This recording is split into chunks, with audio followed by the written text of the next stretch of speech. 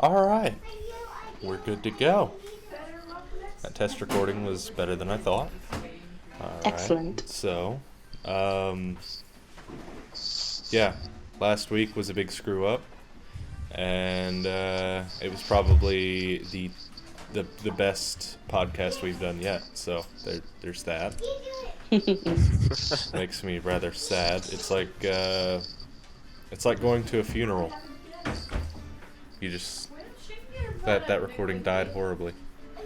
So I'd like to offer an explanation too. Okay. About my hair. I just woke up. All right. And as you might notice, it is highly curled. And yeah. Maybe he's born with it. Sounds good. That's pretty much everything. I mean, I just woke up. It was like, hey, podcast. And then I get up, and for some reason, sometimes when I sleep, my hair just decides to turn like, what is it, like Shirley Temple or whatever her name is, or the freaking curly hair. I'm supposed to have wavy hair, but no, it's just like I'm gonna curl up. Did you take a shower last night and not comb it out? Nope. Did you take a shower yesterday at all? Nope. All right. Taking showers every day is actually bad. Yeah. It removes excess oil from the body and actually causes an overstimulation, overproduction of said oils, meaning that you'll have more skin problems if you do. I feel like we're going to break off into teams of like people who shower every day and people who don't shower every single day. I shower every day mainly because I feel like I need to. But we should probably do intros. Oh yeah, I forgot. Last week was a bust. All right. Got Alex on the left, Shay. Hi. And then Hi. Carla. Hello. Who doesn't... Ooh. we are mortal enemies now, Shay. Carla doesn't have a Apparently. camera for the third week in a row because she lost her monitor for her computer. Yes, in the move. It's not permanently lost. It's just somewhere where I don't know where it is. Toby, what was Lost. the message you sent me? Boop. Poop. Oh, okay. I thought you said poop earlier. I was really confused. It's random. Oh my goodness. That's okay. You can just pretend that you're your sister talking to Toby. Yeah. All right. That sounds good. Oh, that's my pop filter. I was like, what's that in the corner of my screen? All right. That's frightening. All right. I believe Carla had a topic. Well, a couple things. Are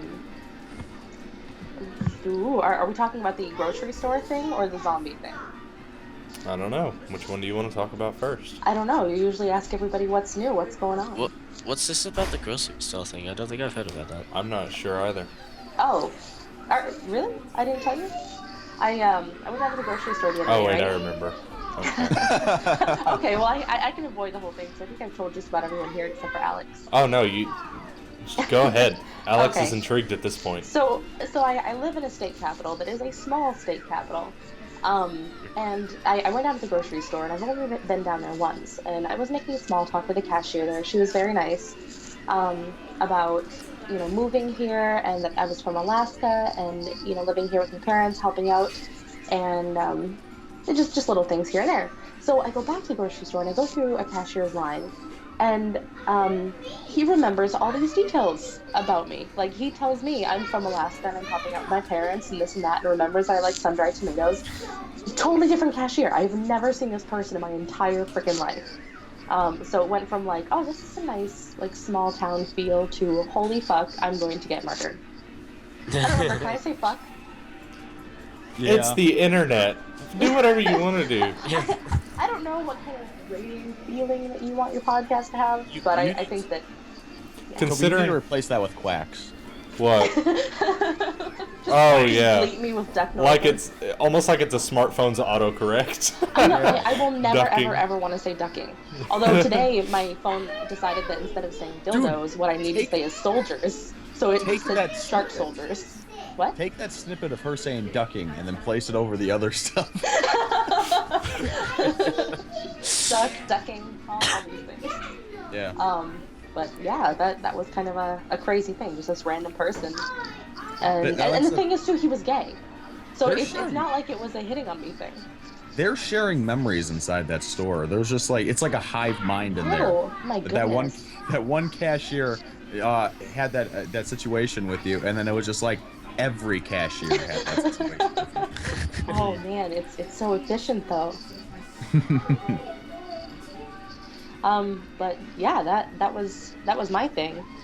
The other thing that I was curious about is, especially because I don't know how you feel about it, Alex, specifically for like Toby and Shay, about not just like zombie apocalypse plans, but are you guys into like sort of like disaster preparedness and stuff like that? That's something that I've been meaning to ask you guys for a while. In Britain. Uh-huh. I think Britain is just too much of a shithole that people who live in Britain don't really care if it's lost. The apocalypse has already happened. Nobody cares enough about. Nobody stores up like 5 pounds of dried lentils. Only the really paranoid and psychotic. Okay. Everyone realized he has an accent, so he's allowed to say this stuff. Fair enough. We can't Alex, say it, but he can. Go get a monocle and a fancy suit. I suppose the bottom line is nobody cares. Fair As enough. much as they probably should do. He'll just go to Ireland and let all the drunk people get, eaten first. Nah, they'll all try and do a Shaun of the Dead and just hide in a pub. Oh, okay. With a working firearm for some reason. I guarantee you, people will probably try and do that if ever the apocalypse rains down. It wouldn't surprise me. So, I don't know. I think part of the question is, and I believe you brought this up last night, Carla, is the question is, are we all together or are we all separated as we are now? Oh, that's a good question, because more I'm thinking like I'm the kind of person who would put a giant bag of water and fill it up in the bathtub, and then before anything happens to the water supply.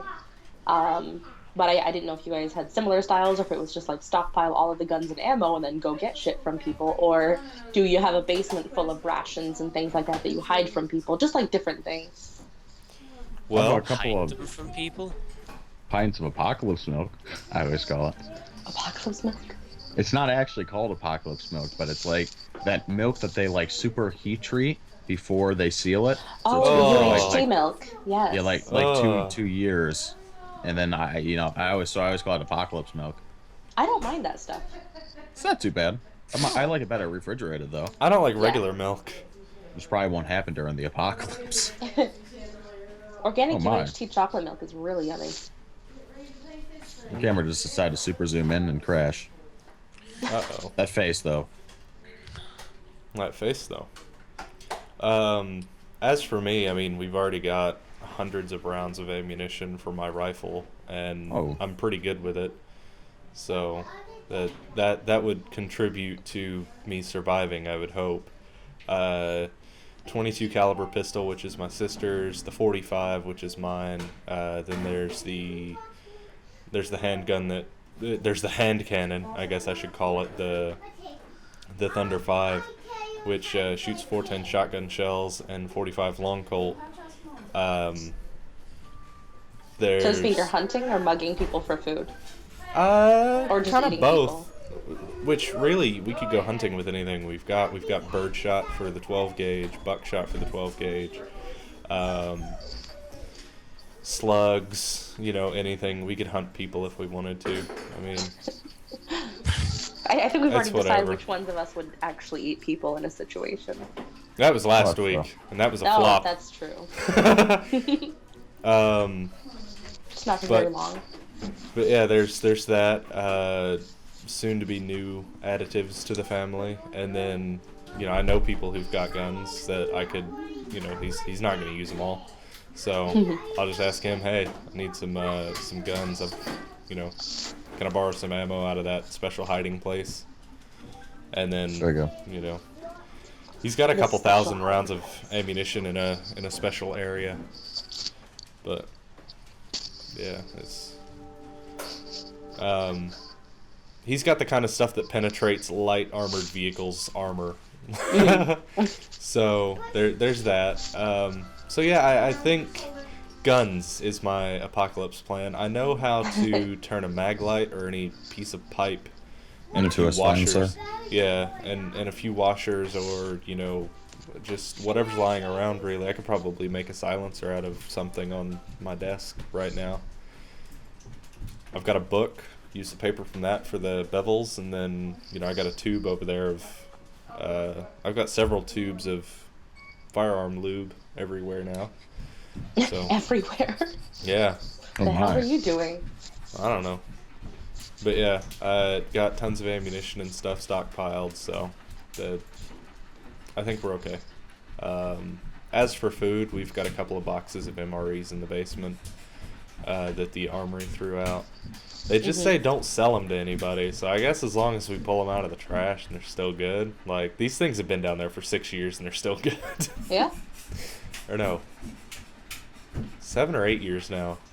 But yeah, we've got a box or two left, and we just eat one every once in a while. That Oh my brings gosh, me up I a remember. story about this. Those You know what appear these to be are? chocolate chips. Or Chocolate? nuts. Is that peanut butter chips?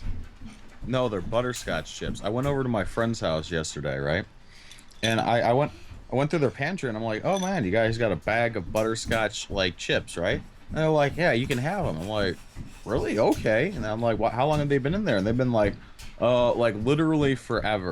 And I'm like, really?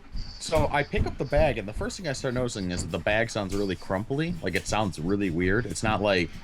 It sounds like the bag turned from, like, let's say, for instance, being a plastic bag that chocolate chips would be into, being like one of those grocery store bags that are kind of like... wow. Right? So it's just like, I wonder, and I flip it around, and the expiration date, or the use-by date, was October 2011. Oh. So Holy I... shit. Oop, that's an empty. So I decided to try some of these, and let me tell you one thing: they taste terrible. I think they fermented, so I'm not gonna eat anymore. I thought you were off sugar. I was. It's already been like 2 weeks almost, but Oh, really? I was just like, oh man, so I was gonna have like just a couple of them, and then it was just like, ugh.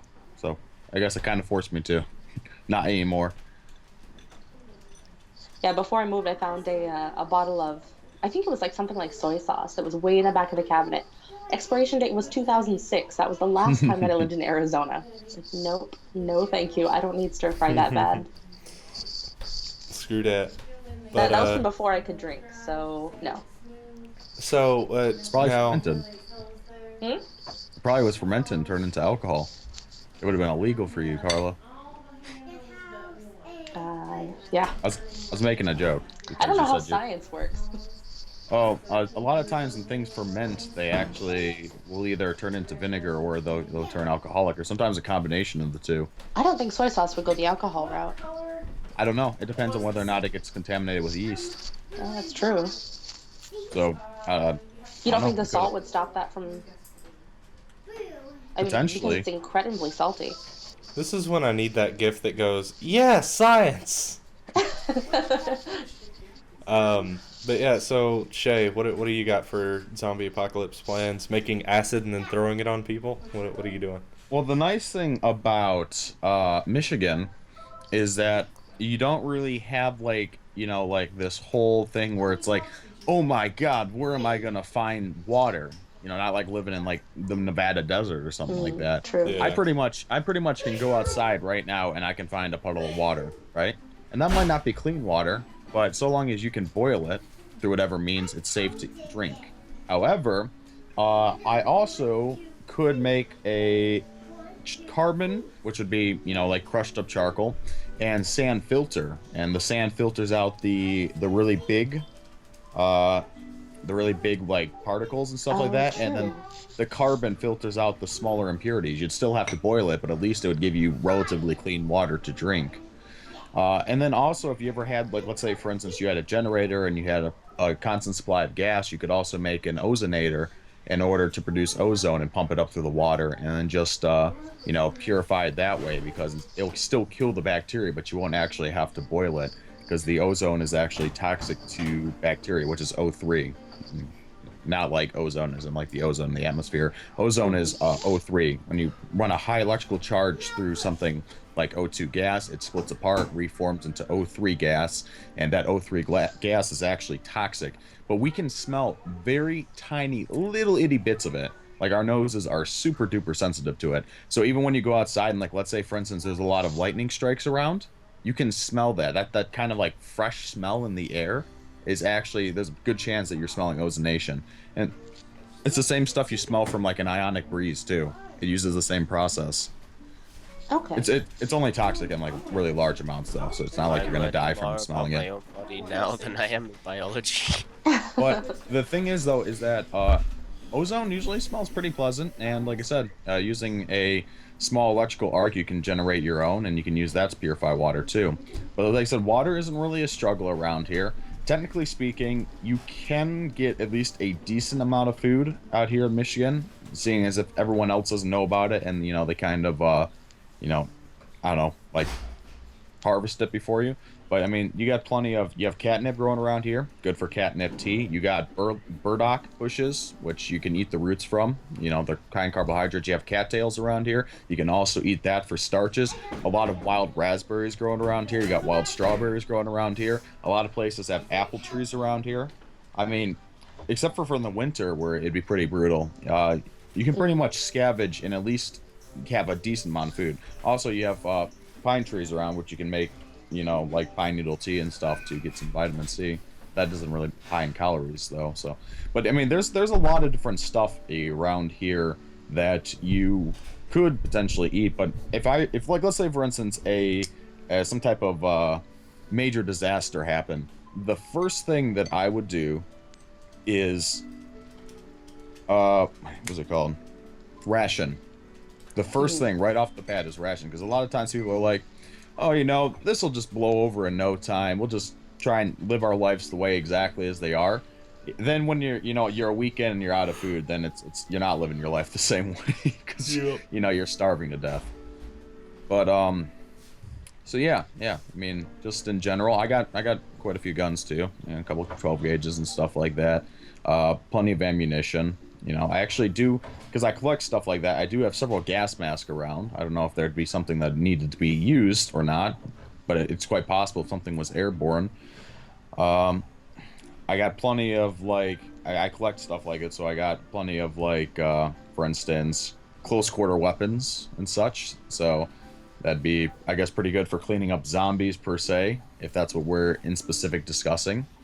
But like I said, we got some food, but it's like basically our method of collecting food around here is all the food that we don't want to eat, we don't eat, and it sits in the cabinet forever. Yeah. So one day if the apocalypse comes, we're probably gonna have like a lot of like canned yams or something like that. And butterscotch chips. Yeah, and 5-year expired butterscotch chips. All right, Carla, what about you? Well, I don't have a lot of guns. In fact, right now I have no guns. You know the story about me selling my 45 for gas. But I do have skills. I would definitely be the kind of person who would, or who at least in the past has intended to store up, rations and things like that. Just have things in the basement, rotate them out, whatnot.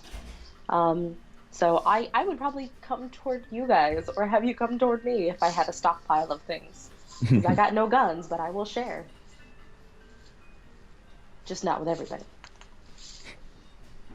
I don't have as long an answer as Shay does. I apologize. Mine's pretty straightforward. It would appear Alex needs to hijack a plane. He becomes the reason for the apocalypse.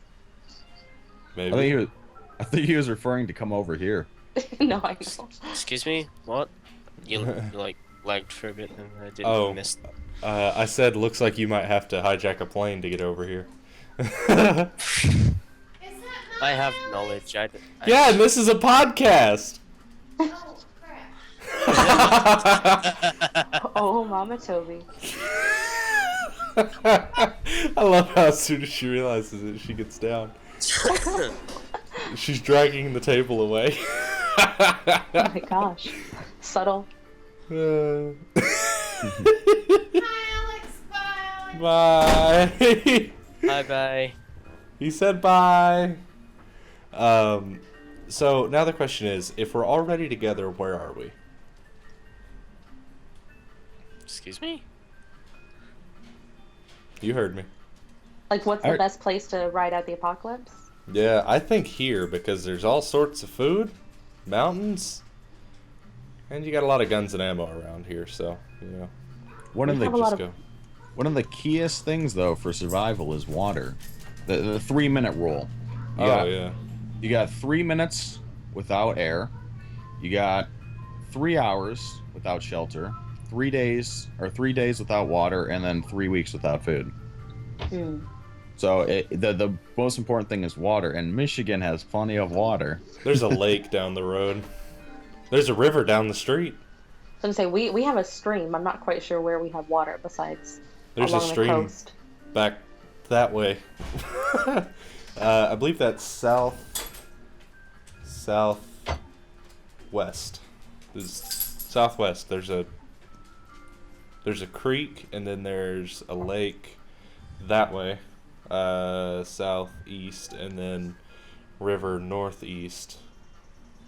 And there's something northwest. There's a big mountain northwest, so we could just go chill next to a giant sign that we could paint over with "Don't come here, I will kill you." And yeah, we could just go after everything starts, and you know, go see if there's any guns back at the gun store. I've got 13 GI improved GI follower 30 round steel magazines in the basement. So get 2 AR-15s or you know whatever, and we've got enough magazines to have a battle ready load for 2 people. As well as if we could get an AR-10, I've got a $250 Nikon scope that I could throw on that, and we would have an effective sniper rifle to go from that sign about a mile away to see my front door right now. The freedom is strong with this one. Oh yeah. To be perfectly honest, though, I would probably just chill out in my house, dude. The only thing, like I said, the easiest place to fortify more than likely is going to be your home, because you're most familiar with it. True. You know, and a smaller area is easier to fortify than a huge, large area. However, a huge, large area can give you a bigger advantage if you understand the layout of it, because then if, let's say, for instance, somebody invades a huge, large area, it might be confusing and disorientating for them to navigate the place. And if you have, you know, the whole navigation, the whole layout already memorized by yourself, it should be really easy for you to, you know. But anyways, the biggest issue, though, with living inside houses, the biggest issue, if it was a zombie apocalypse, more than likely would not be the zombies. It more than likely would be raiders. It's always the issue, which is raiders, other people trying to kill you and take your stuff. And the biggest issue with a regular house like this is if somebody's begrudged by you, like let's say, for instance, a gang tries and attack you and you kill them off, you know, and one of them escapes and they're just like, well, we can't get back there to take out this guy. Let's just Molotov cocktail their house. What are you supposed to do? Your house is made out of wood. Whole thing is probably going to burn to the ground. Unless you get out there, you'll go with it. Mine's brick. It's not stone like this, but the whole exterior is brick at my house. So your roof can so catch on fire, though. Yeah, but my roof is freaking 40 feet in the air. It'll catch on fire and it will fall down into the house and it will it'll burn. Well, and if they chuck something through the window, I mean, it's burning through the inside. Yeah, that is true too. That is very true too. If they just throw it right through the window, and as I said, the biggest issue is fire, because if, let's say, for instance, somebody's trying to shoot up your house, it's possible for you to put like steel reinforcement around the walls or have like a panic area or something like that. When it comes to fire, there's just basically no way to get around that. What's more effective than steel for cover is sandbags. So you just get a bunch of sand, you know, there's, like I said, a river down there. You just go get a bunch of sand, you bring it back here, and you shovel it up against the walls. Maybe screw some 2x4s into the floor, throw some plywood or something up against the 2x4s, and then you put here's your plywood, there's your 2x4s, and then, you know, you screw that together, put the sand in. You got maybe a foot of sand in between you and the wall. Put some cinder blocks up around your windows or whatever if you want to fortify your house.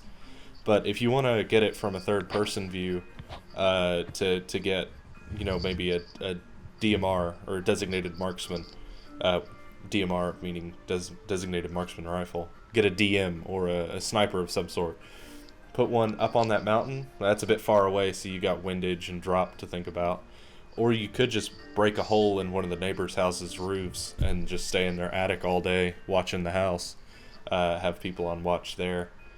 But then, people are going to be going through those houses too, so it's a bit of a hit or miss kind of deal.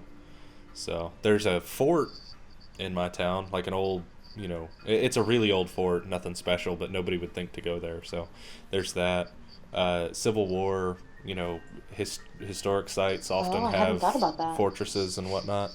We've talked about this kind of thing in previous episodes, but those episodes have since disappeared, and we've got different guests on, so, I was going to say, though, is that one of the things I always thought was, like, really, really stupid is I saw the show a while ago, and it was something on the Discovery Channel or something like that, and it had these people where they were, they were supposed to be put into this, like, post-apocalyptic situation. Thank you very much. And they're supposed to survive, and they're Just sitting here like, I'm gonna get a sword, maybe a dagger. Yeah. Maybe just stay at fucking base camp and just make sure that shit's okay. All right, yeah. So I'm pretty sure that's just what I do anyway. what happened Yeah. was the recording stopped, and we were actually making pretty good progress in it, so that's somewhat irritating. But the program crashed only 26 minutes in, but we've only had 20 minutes of conversation since, so at least we didn't lose everything. That's nice. Now, let me bring you guys up to date. Shay wants a Deagle. Don't know why. It's 50. I was going to tell you what was wrong with that here in a minute. Deagle, sawed-off shotgun. Would you present the shotgun? It's going to cut that thing in half, basically. Yeah, And they said you can cut the barrel down as short as you want, and that way at least you'll have a affordable, very powerful gun. Podcasting right now. You need to go away. You need to go away. You need to go away. You need to go. Okay. So, Go that way. oh my. Oh, I told her she needed to go away. All right. So.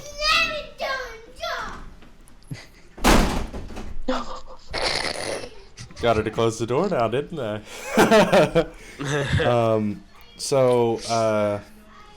Shay was moving on to his rifle choice. Carla picked a dagger and some sort of small emergency firearm, I think. Yeah. And we were talking about where to go. There's a very large stone house that my grandmother owns that we could go to in the event of this whole deal.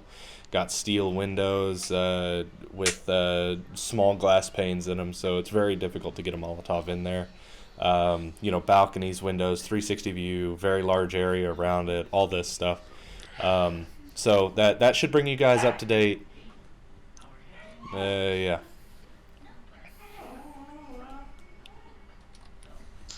So, Shay, what would be your rifle of choice?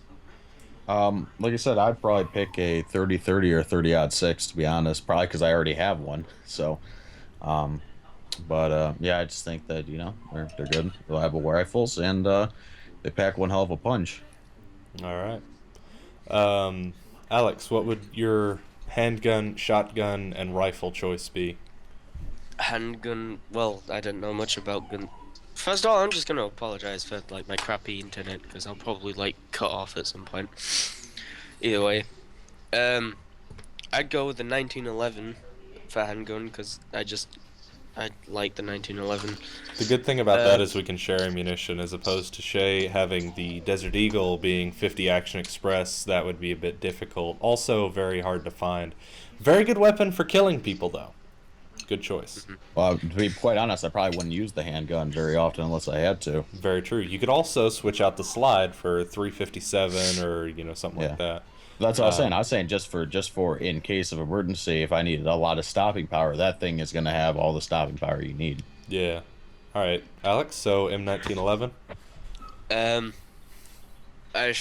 in terms of like shotguns, I don't know. I think I'd probably stick with just a bog standard 12 gauge or something. Pump I don't know. action, break shotgun, double Probably barrel, pump single. action, because if I don't really, because my lack of inexpensive guns is gonna bring me down here. I got my own headphones. Okay, plug them in. I can hear. She's That'd gonna be do what right she to say. wants.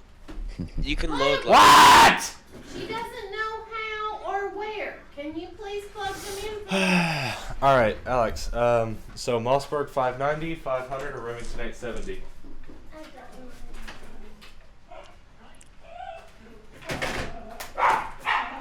know. cue the music.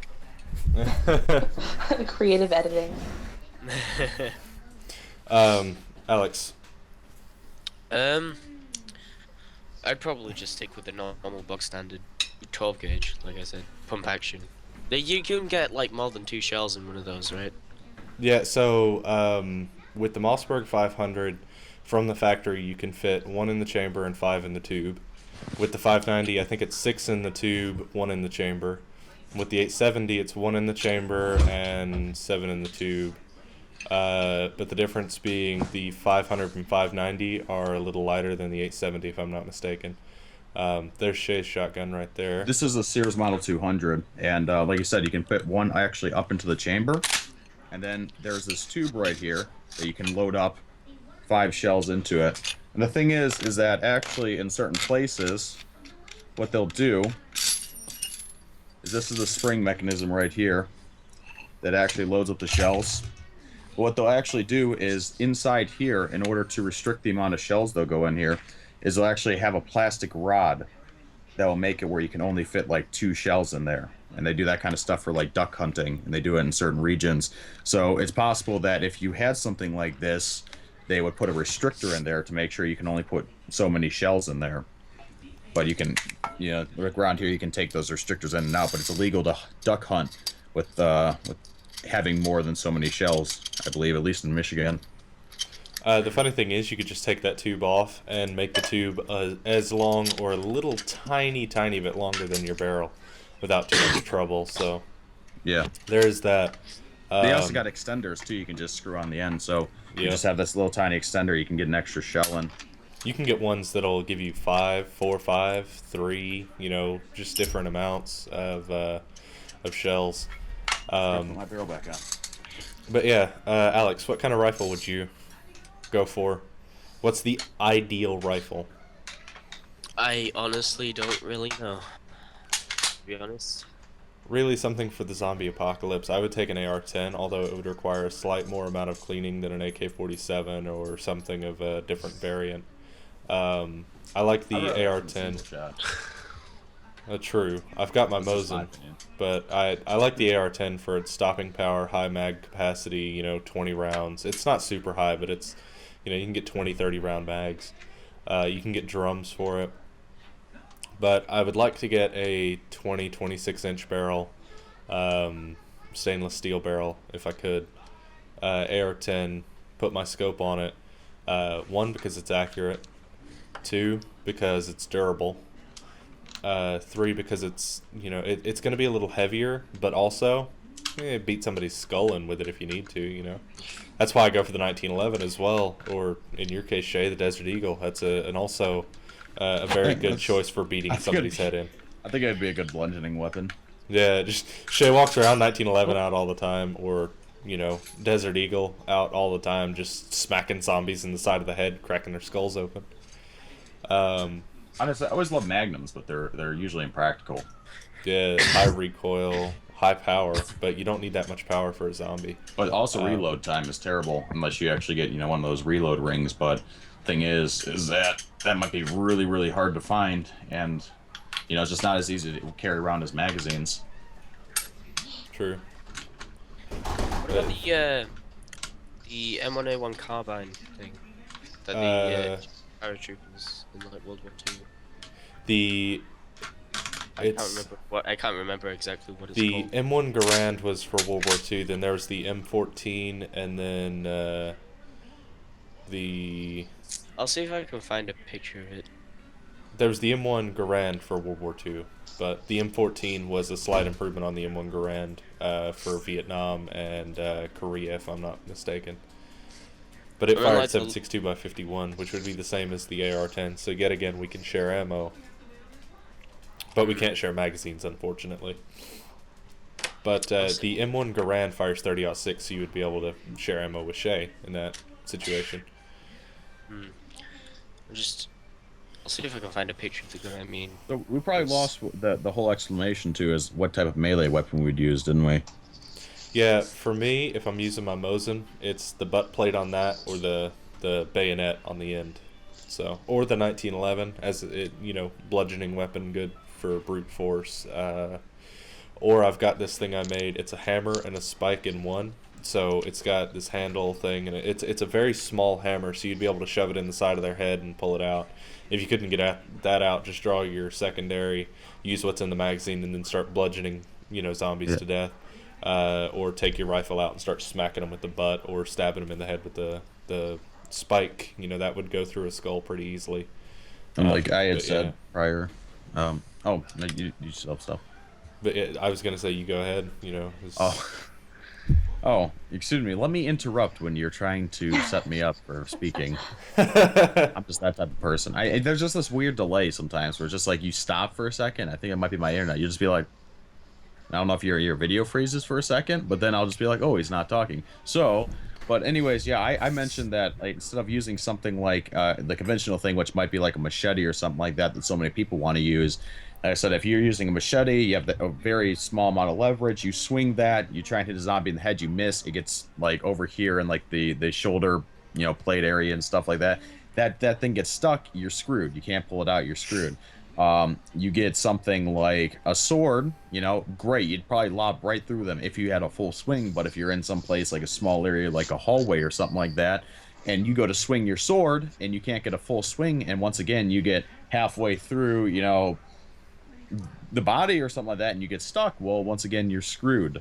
So I said that personally, I would believe that a baseball bat would probably be the best thing, because when you get a swing off a baseball bat and you hit something upside the head like that, I don't think it has the same risk of getting stuck as like a blade or something where it can actually get pinched in.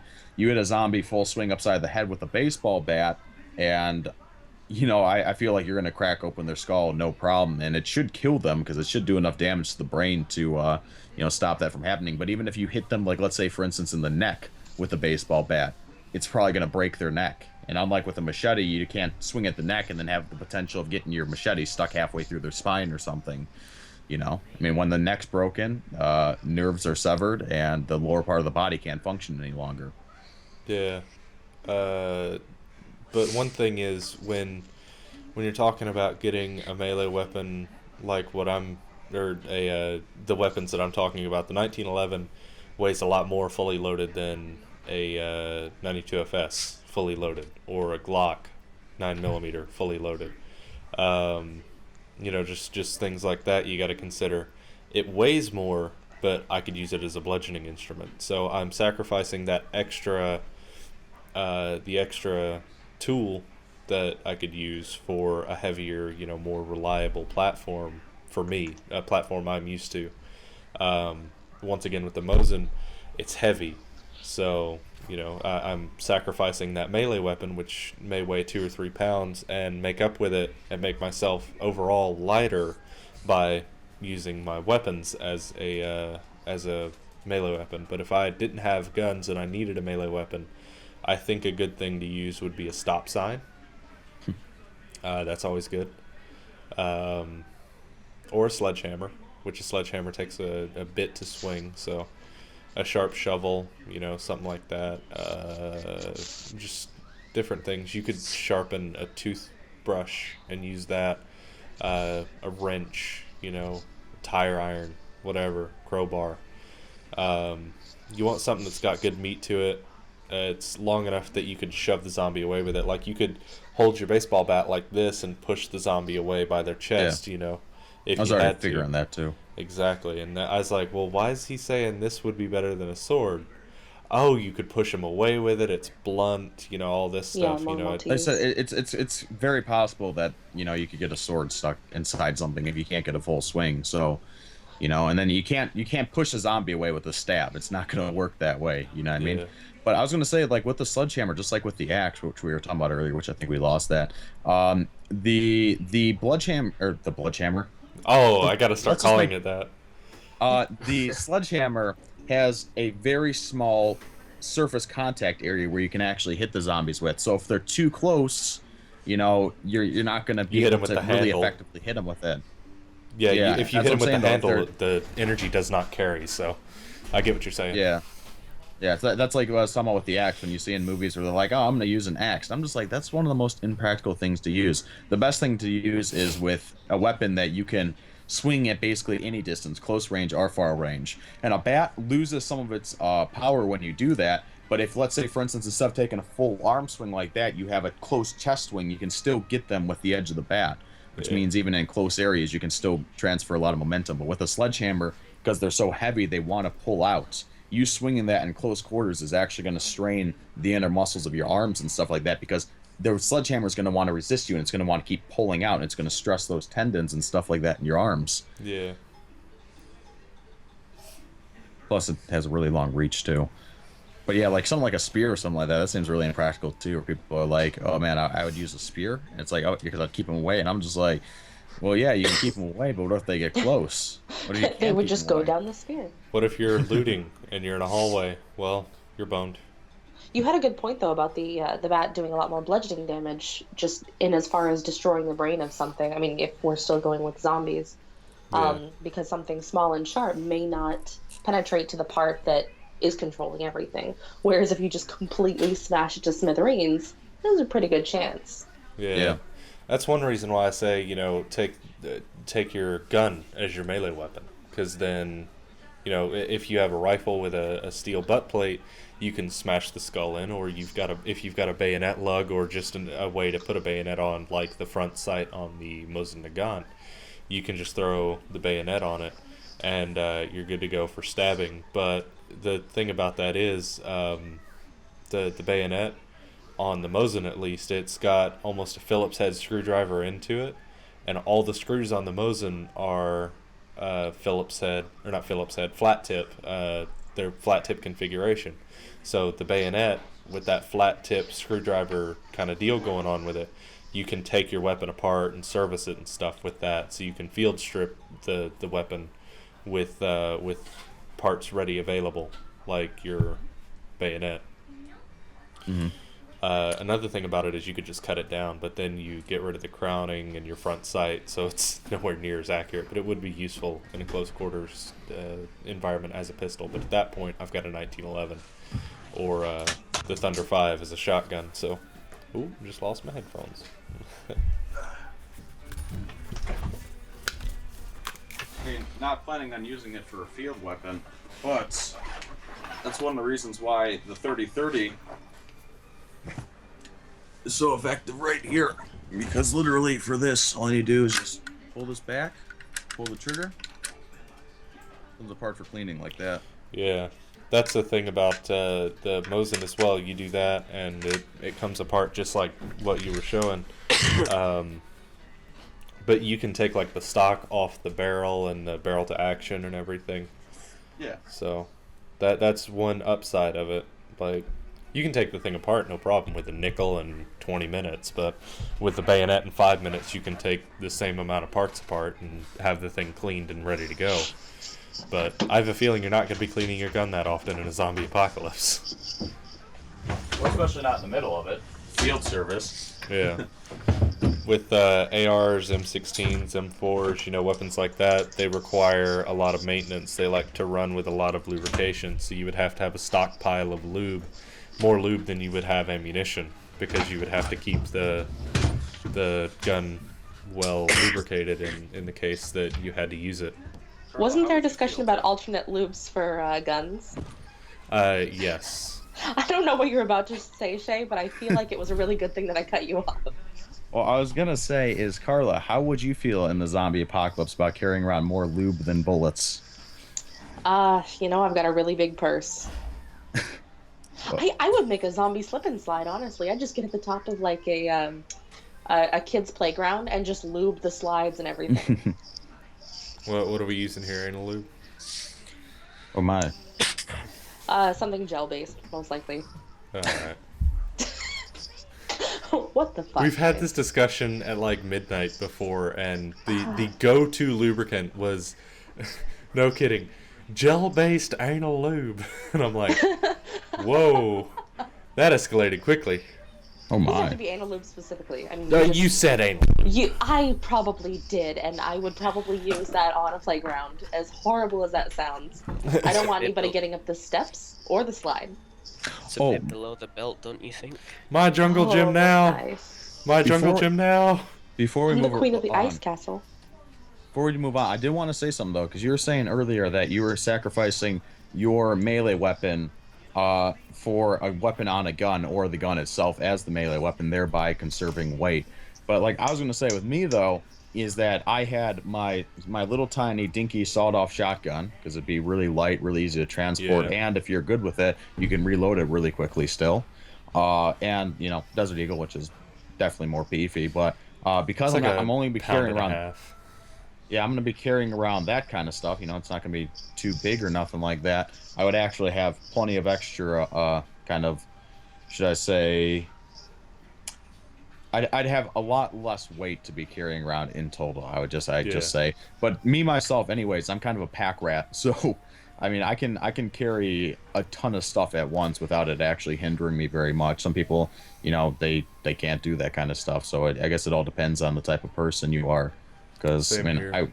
I would have no problem basically carrying around like a machine gun and you know a couple other full size guns. The only thing is those things. However, if you're in a small room or something like that, you turn and the barrel can get caught or all different types of stuff like that that can make maneuverability really difficult. Yeah. In that case, you would want a bullpup, but then there's not many bullpups in America. There's the KSG, which is a shotgun that's bullpup, but it does have a high capacity kind of deal going on with it. So there's that. But with me, or you could use an Uzi and fire like 30 rounds in a second. Just hey guys, a zombie. Oh, I'm out of ammo. but my I got thing, it. my thing has always been I want the power of the 7.62, in this case 7.62 by 51, the weight of a regular 5.56 or something like that kind of rifle, or and get the maneuverability in with it. That comes with the weight sort of, but really you can't have all of it. And with me being more of a designated marksman anyway, I would have to go for the AR-10 or a very, very accurate Mosin Nagant. That to a degree the AR-10 would be more accurate than the Mosin, but because it's an auto, it would have a disadvantage in the amount of charge you could put in the thing, how often you're gonna have to clean it and stuff. So there's that. But when you're talking about different guns, you gotta think about their malfunctions, their shortcomings, their advantages, their disadvantages. I wouldn't want to be hanging out in a swamp with an AR-10. I just wouldn't, because it's based off the AR-15, of course. So it's just the AR-15 a larger caliber. So it's gonna get dirty. You're gonna have to clean it, and for that reason you'd go with an AK. But 7.62 by 51 is such a prominent round in the U.S. that you can get it anywhere. Like, so many people go hunting. You break into a hunting lodge, you've got 2,000 or 3,000 rounds sitting right there of 7.62 by 51 deer hunting ammunition. You shoot a zombie in the head with that, you'll be able to get 2 or 3 collaterals. But yeah, that was a very interesting topic, Carla. Brought that up. It's interesting. I actually didn't even think as much about the gun and weaponry aspect as what you guys did. I was honestly thinking more like basic survivalism. What to do when shit hits the fan, whether or not there's zombies. But just knowing how to take what's left over without the availability of electricity and things like that to continue how to function. Numbers Or continue how to function? Continue functioning. in a zombie apocalypse, numbers can be your enemy and numbers can be your best friend. Yeah. So you would want to try and find as many close people that you trust as possible, as many knowledgeable people. You don't want, some ignorant person that you've barely known to Yeah. be the guy that's with you. You want to have a Unless guy you're or planning on gal, eating them. unless you're planning on eating them. You can be the bad guy too. True. Such a nice person. In But the you would- apocalypse, everybody's bad. You would want to meet up Sure. somewhere, a central point or a good location, whatever. Why are we all so far away? I don't know. But, it's. You just got to figure out what you want to do. And in this case, it would be very unfeasible for us to go, yeah, all right, zombie apocalypse started, everybody get together. Right. Yeah. But still. We'll have to time it very precisely. Yeah. All right, guys, it's 3 days till the zombie apocalypse. Start heading down here. The thing is, too, about when you're in a group situation is you have to find somebody to be designated as the leader. And more than likely, no matter who the leader is, everyone isn't going to follow them, to the word. Yeah. They're going to, want to, oh, why is so-and-so the leader? I should be the leader. Absolutely. This person should be the leader. And that causes discord in, in the group. And then it can cause all types of other problems along the lines of that. So it's very hard to keep a group organized. So unless you have a lot of really close friends, like Toby was saying, people that you trust and more than likely you pick up a couple of random strangers and somebody along the line is going to say, I don't like the way this person's doing it. Yeah. I can do it better. And then they might try and do it better. They might try and take you out, or they might try and, take somebody else out. You never know. So you got to make sure that if there was a situation like that, you have somebody that will completely trust you or somebody else in command. You have to make sure everyone's compatible, otherwise the group will fall apart really, really quickly. Oh yeah, and not just in a survival situation. Like at any time you have a group of people that aren't bound by law or paycheck to, kind of uphold the code of some leader, you tend to have that discord. It's just, when survival it comes into play, the stakes are much, much higher. And specifically, I'm thinking of like online communities, times where you have like chunks of people break off or there's discord in that. The only difference being people are trying to stay alive and not murder each other. Yeah. Hey, Toby. Yeah. Discord. How do you feel about that word? Are we doing the MLP reference or? Yeah. Well, your name Okay. is MLP. It has MLP as part of the tag right here in front of this. So. Yeah. Discord is a character. Very complicated. Oh. Well, not very complicated, but he's a odd beast. Was discord the word that I was looking for? Or was it dissent? Discord. Maybe it was dissent. Discord you said meaning it calls it chaos. Discord. Yeah, you said Yeah. Discord in the group, so that was right. I may have meant to say dissent. I would just use Discord, but after I said it, I thought Toby would start laughing because he would like reference it, but I guess he Well- didn't even understand. No, I got it. It's just nobody else here watches MLP, and not a lot of people I don't watch wanna hear MLP. about it. So I said I know not, about it. not many people watch MLP here. See, the Or first did thing I? I thought of was Gates of Discord, which was an EverQuest expansion. So I What had if- no idea what you guys were talking about. What if all your friends, or what if all your fans watched or MLP, and they all I know. got the reference, and you're the only one that didn't laugh? I know there's a few, but not many. But if all of them did, then I would be a horrible person and I would have to apologize. But guess what? I'm not gonna. Ha! What's that? Well, your other friend's name? The one Epic? No, what's his name? One that has a YouTube channel. He'll get it. He'll watch this and he'll burst out laughing. Oh, Skittles. Skittles. The There one was- with the YouTube channel? There's Skittles. Yeah. The one that actually does like gameplay things and reviews My Little Pony stuff. He'll get it. I don't think he reviewed My Little Pony stuff. He used to. I think he used to do. I thought he was watching videos about it and he was reviewing it. I told you about one YouTuber that was doing that, but then there was another guy. He does like Call of Duty and MLP, and his name is Skittles. I don't think he reviews anything though.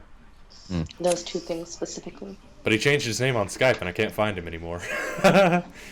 So there's that. If you see this, Skittles, please do me a favor. Let me know who you are, because I can't find you. Yeah, Epic Luco. I don't know that guy. I don't think. Well, he must be a friend of somebody else then. I could have swore. But anyways, yeah, he does. Who the hell's friend could that possibly be? Might be Was that for a vinyls. cards game? No, no. We did a podcast with him before, and that's why I was almost sure that it was you, because I thought you were the only one that ever did a podcast before. Nope. I don't think so. Really weird. I don't know who that could be. I feel bad if I'm forgetting somebody, but there's just so many people to remember. The busy life Awkward. of Toby. Very. In both situations. But yeah, so is that the zombie apocalypse topic dead and gone? I think so. Or- We'll just have to see when it happens. True. I'll just be gardening somewhere, turning people into soap. I'll probably be attempting to swim across the Atlantic. Just Nah, trying just- to get over to America. Hijack a plane, Alex. You've flown in cockpit view in War Thunder. You'll be all right. No. I'll wait for you No. and then we can go. The metal in this mouth might look like a Yes. What about a YouTube mouth, advert. Shay? What about a mouth? Just a You got YouTube pretty advertisement. mouth. barrier to the enjoyment of the Coca-Cola. Enjoyment of the Coca-Cola The Coca-Cola. product placement.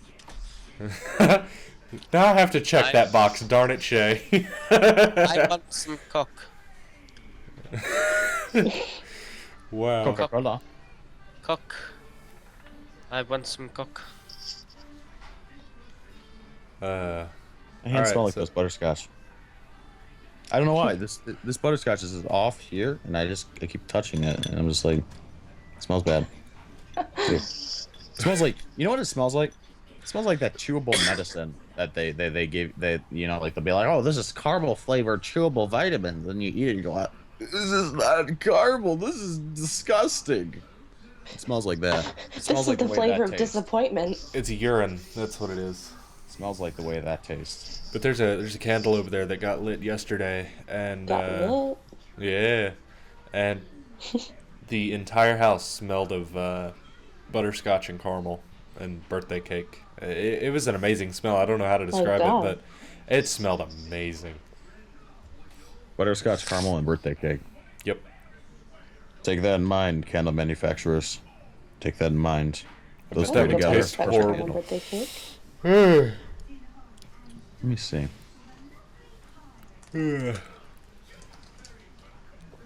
Oh, a podcast topic that I thought would be good.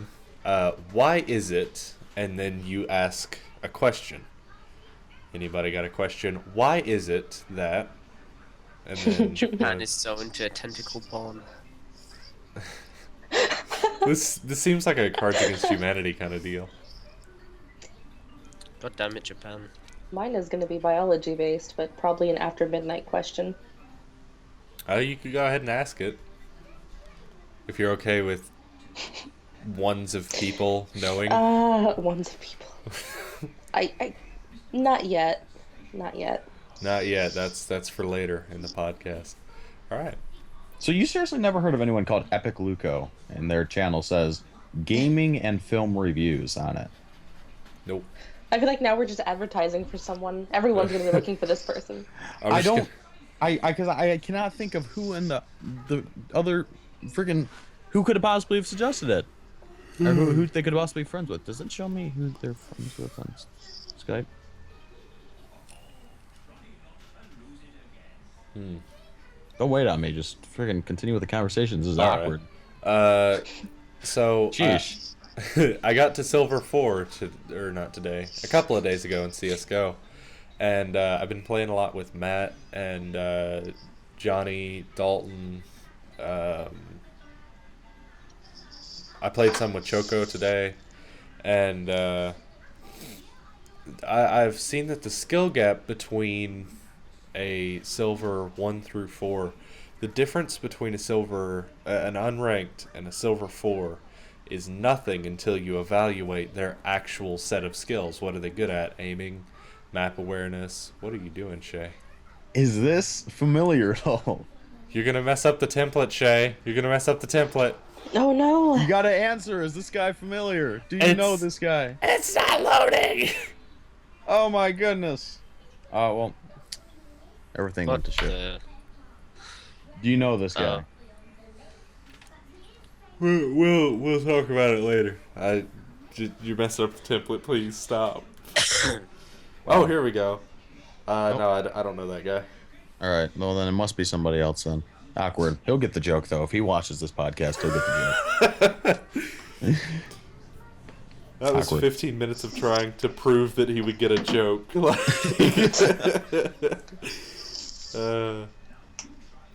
But yeah, I've realized that until you evaluate the person behind something, you don't know what they're capable of, and that can make a huge difference in how you play versus them. This is true for a lot of other video games. Not so much for there's a big difference because it's Counter-Strike or CS:GO, Counter-Strike Global Offensive. It's more competitive unless you play casual, but I play a lot of competitive, and I'm trying to teach these guys to play competitive, and playing against someone that has been playing longer than you, or is better at aiming, or knows the map better, they can teach you different little things, and then they become as good as the person that has more hours in the game, or whatever. They get a small advantage. Been teaching Matt and Johnny. Choco and Dalton already knew everything he needed to know, but those guys are getting real good. They're getting really good. I don't know how they're gonna do competitive in a S4 match unless they do some more practicing and whatnot. But they're getting pretty good. They just need some more map awareness, and I think that's interesting to see a skill, a certain amount of skill in a video game where it comes from whether it be map awareness or aiming. It's just so many different variables.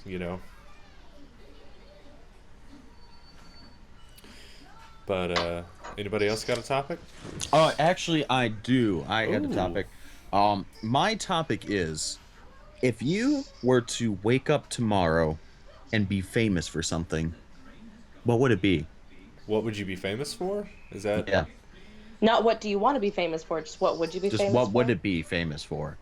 Now, I'm not asking a question like what would you prefer to be famous for. I'm just Right. asking if something were to happen tomorrow and you'd be famous for, what would it be? Like what type of event in your life or what type of thing would you likely have became famous for overnight? Royally fucking up and saying something that I shouldn't have. being a comedic I'm not genius? You even mean? kidding. Ducking up, Carla, ducking up. Beep. Sounded like an answering machine. No, that's really what it would be. Like something would be really horrible, and then it would go viral, and I would just be absolutely embarrassed and ashamed and have to change my name and my face. And your face. All right. Name and face. Yeah. Yeah. Do you think? What's her face? Those hormone injections nowadays do miracles, Carla. Might even be able to that's- avoid the plastic surgery. That's true. Just have That's to grow true. a If I beard. can just get a sweet beard, Yeah. just donate some of your like fancy locks, and then I'll just make a beard with glue. I've been planning on cutting my hair Like the anyway, best so beard. I've been planning on cutting my hair anyway. So if you need some of my ponytail, just let me know. My hair gets long enough. I was actually going to donate some of it. Oh, nice. I did that. You a can couple actually- times. Without hair. If you get like 15, 16 inches of hair cut off, you can sell it for like $200. Yeah. It's freaking ridiculous. More than that, Um, depending on your hair type. Way more than that. True. I could have made some sweet money, but didn't. Yeah, you can't sell your hair when it gets. You can't even donate your hair when it's dyed, Carla. No, but you saw my hair when it was natural, like when it was down to my knees. Yeah. It You was- could have just cut off like sections of it. It was pretty Toby, healthy. Just to make sure, is everything still recording all right? Yep. Okay, good. It's Alright, not splitting up. Fraps isn't crashed. We're good to go, I think. Okay, good. So how about you guys with your fame question? Anyone can go right now. It's anyone's. Alex? What was it again? If I was to be famous for anything, what would it be? If you were going to wake Yeah. up tomorrow What would you be famous for? What would you in a most realistic likely? situation. Yeah, not what would you like to be famous for. What would you be famous for? You cut out, but I'm just going to assume that you said that if I was going to be famous for anything, what would it be famous for? I'd I don't really know. I assume I'd have probably uploaded some fucking stupid weird video of me playing guitar to YouTube or something like that. Or your physics homework. Or my physics homework. The new Einstein. I don't think you and Shay have met before, Alex, have you? No. Shay, have you met Nice to Alex meet you, before? Shay. I don't think so. Hello. All right, Way to so introduce your guests. with Yeah, we're Shay just talking is without knowing each other. how Shay is to science, Alex is kind of to physics. He's really good at it. Physics is science. Shut up. Shay is like chemistry. Chemistry, that's Yeah. it. Yeah, chemistry. And I know a bit about chemistry. I'm not like, cooking you know, meth. Oh my gosh. Yeah. Freaking modest. yeah. This whole channel's dedicated to chemistry. Just don't listen to him. I know a couple things. Here's 300 and some odd videos. We call him Chef O. 110. 110. Okay. Actually, oh no, I never mind. I don't want to bring the subject off. Go ahead. What was it? I was just gonna say the good news is my earnings are up because since like this new implementation of this AdSense system, the earnings were kind of down, but now they're going back up again. So yeah. Cool. Nice, scraps. I don't feel like talking about money on YouTube is a good idea because then you get a lot of hate. So let's leave that topic for later. People might not realize just how much time goes into making a simple video. Oh, I said yeah. I'll make a 3-minute long video and I'll seriously be there for 2 days of hard editing all day long. So people want to complain about whatever. If I make $3 off of a video and I have to spend $20 in order to buy the supplies in said video, I don't feel too guilty about losing $17 to make a video for other people to watch. True. Just saying. Well, But, really, if you think about it, you know, nobody's getting wronged there. They're not having to pay to watch the video. They just have to watch through a 5 or 10-second advertisement, maybe a 30-second advertisement. If they want, then they can click on the advertisement, and if they browse around the website, I think you were telling me this, Shay. Yeah. If they show genuine interest in the site, then you get a quarter. You know. Yeah, you get a little bit of bonus or whatever. Yeah. But like I said, though, I don't feel too bad about it because I don't think people realize making YouTube videos, like, it's different when you're playing gaming videos. I'm not saying people that play gaming videos shouldn't make money because I've done some gaming videos before, and it is a pain in the butt to set everything up because... In the face. Yeah, when you're doing different stuff, like even the video editing, you might have to sit there and edit together, especially if you're making a really entertaining video. You have to snip that. You have to cut it, all these different places, compress it, make all the things seamless. You got to possibly put in a face cam, the recording software in the first place. The chances of it crashing, a lot of times something crashes and you have to re-record it.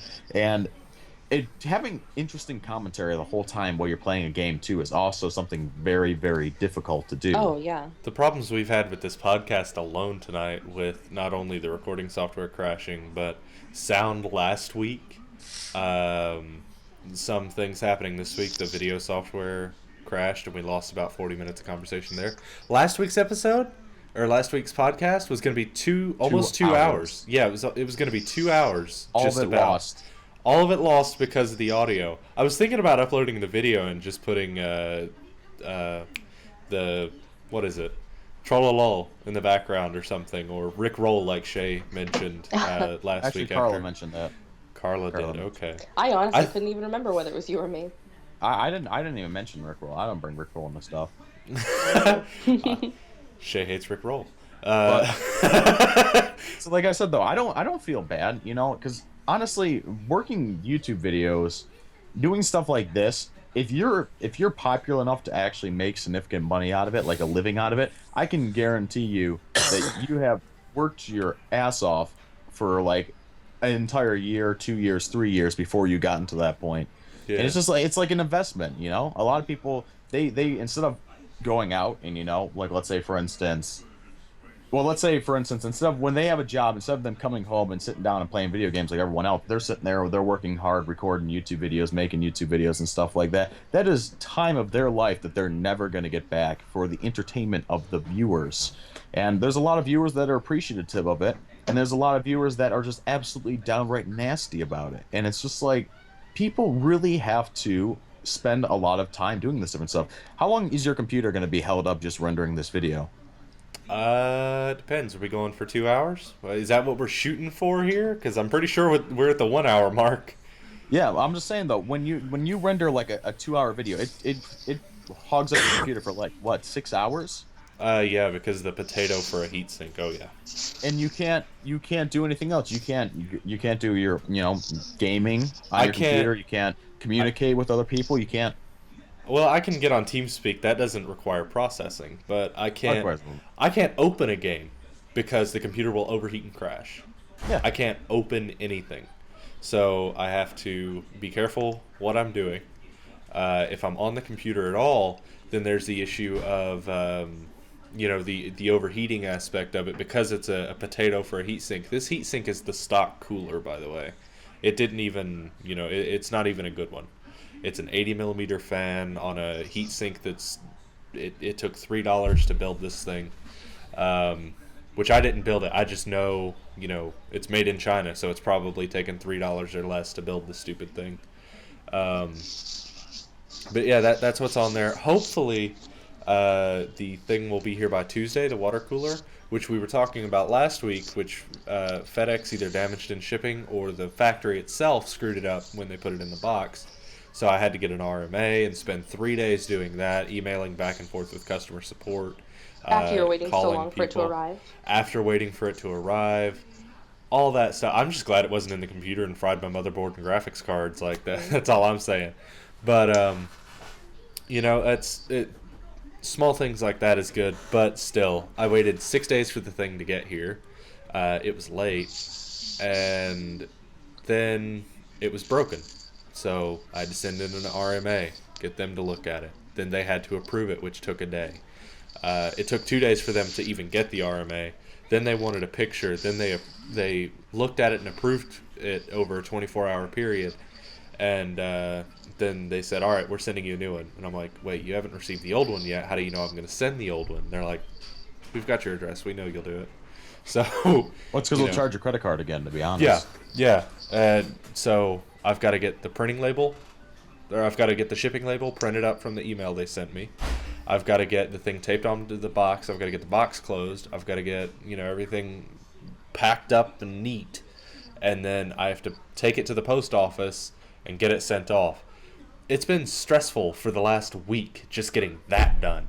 Then I got to think of podcast topics, edit the Dead Island videos, which I haven't been able to render yet because of this potato of a heatsink. I take a chance every week when I render this podcast. We got to get Shay in there on the Dead Island again. Got to get that recording. Trying to get footage for CSGO videos. I had to render some of that. Took a chance with that. Had to get that sent off to Lewis, and then he's gonna edit that. I'm having to fix my mic stand. All sorts of stuff's going wrong. But it takes forever to edit as it is. Then I have to render the video, and maybe a 20-minute video takes an hour and a half. And then if I want to make an 8 video, it still takes an hour and a half. But it's for a hobby I enjoy. The only thing is I can't get more footage and do the hobby I enjoy while I'm rendering. So that's a big part of it.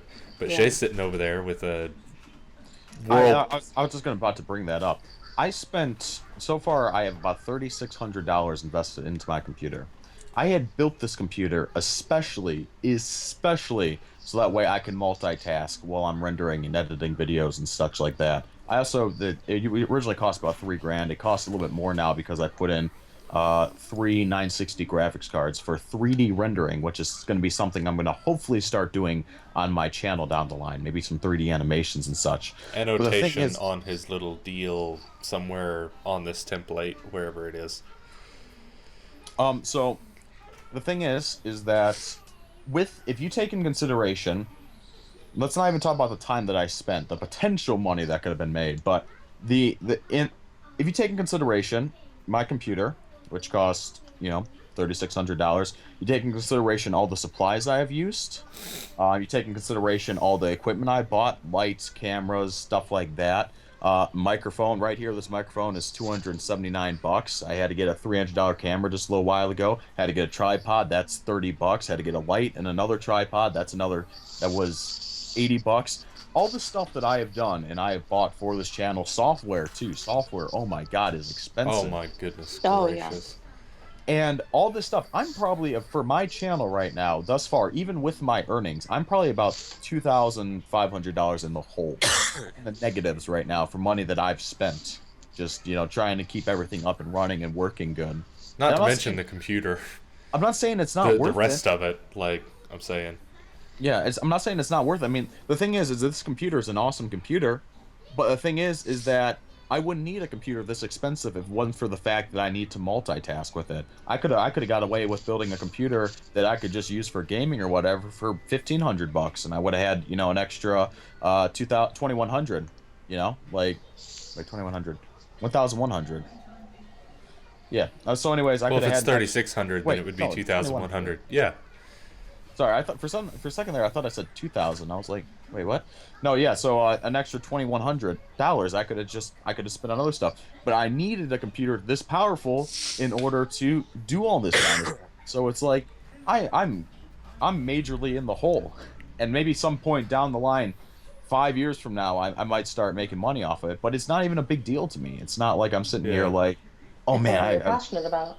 I gotta make money back off this. I'm like, no, I'm making some entertainment for people to watch. It's kind of cool. I enjoy doing it. I love hearing all the positive feedback people give, and you get a lot of stupid negative feedback too. But I'm not talking about like negative as in like, hey man, I think that if you were to lower your audio levels a little bit, it would be, easier to hear. No, you get like stuff that is just like, this is stupid, you suck, get a life. And it's just like, I'm not the one sitting on YouTube writing comments like that all day long, mister, so perhaps somebody else is in need of a life.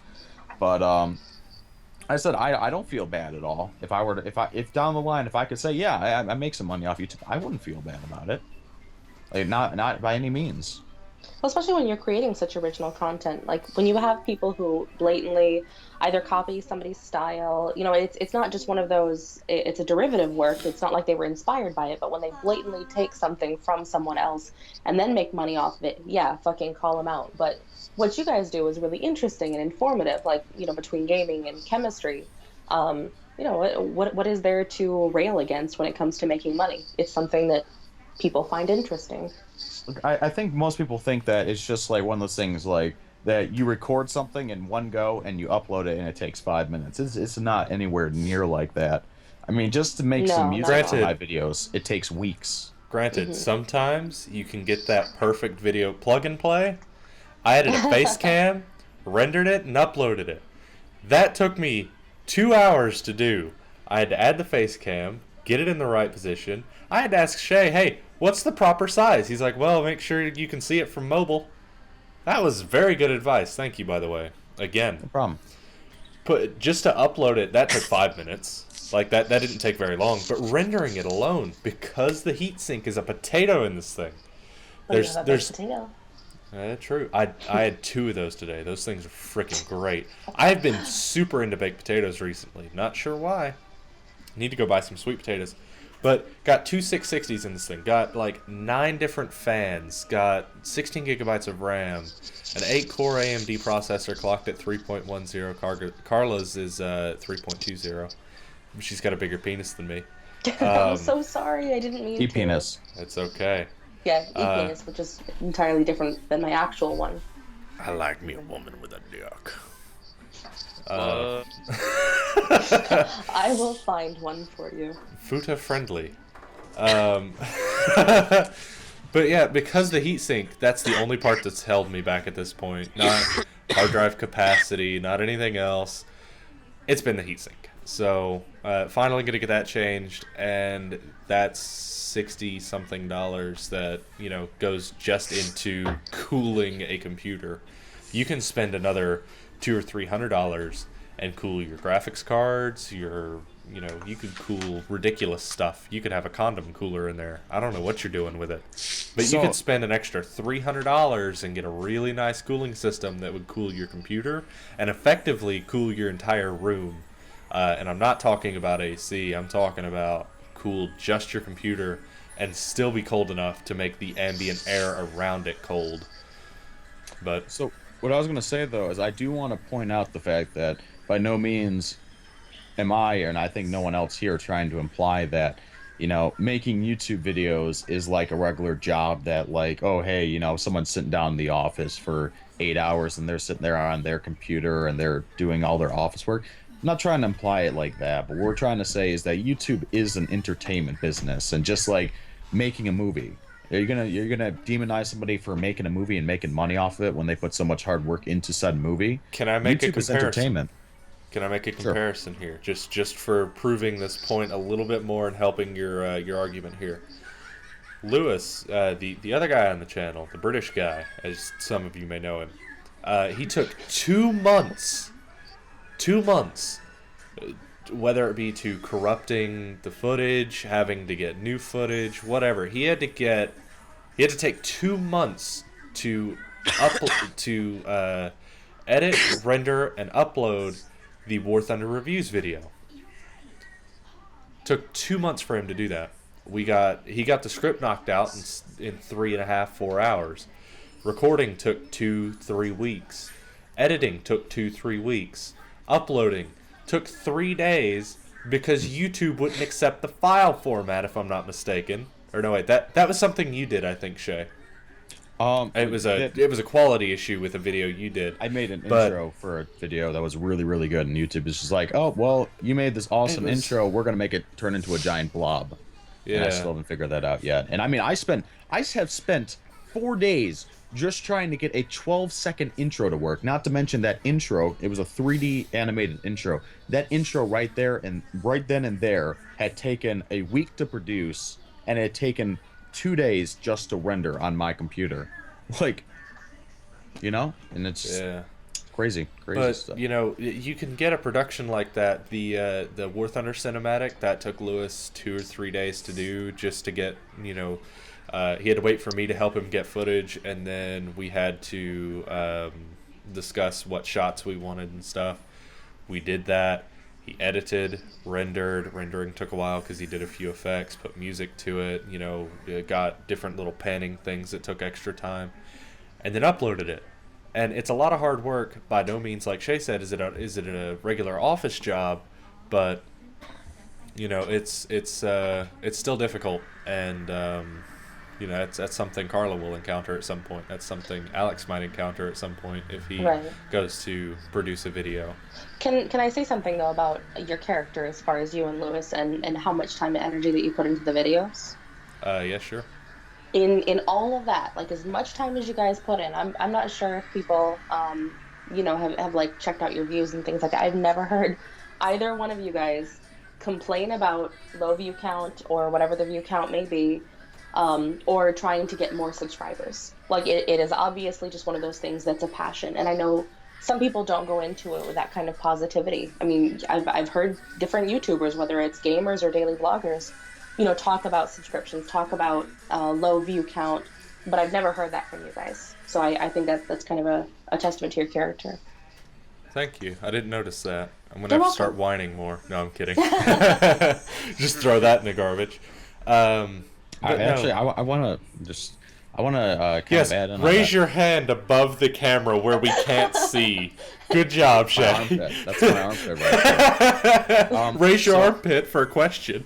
I was gonna kind of elaborate a little bit more. Not that it needs elaborating. I guess I should actually say add on to what Carla was gonna say. Actually, along the same lines of that, I would totally agree with her, man. You guys were just talking about, like you were super just thrilled to reach 100 subscribers, which is actually a huge goal point.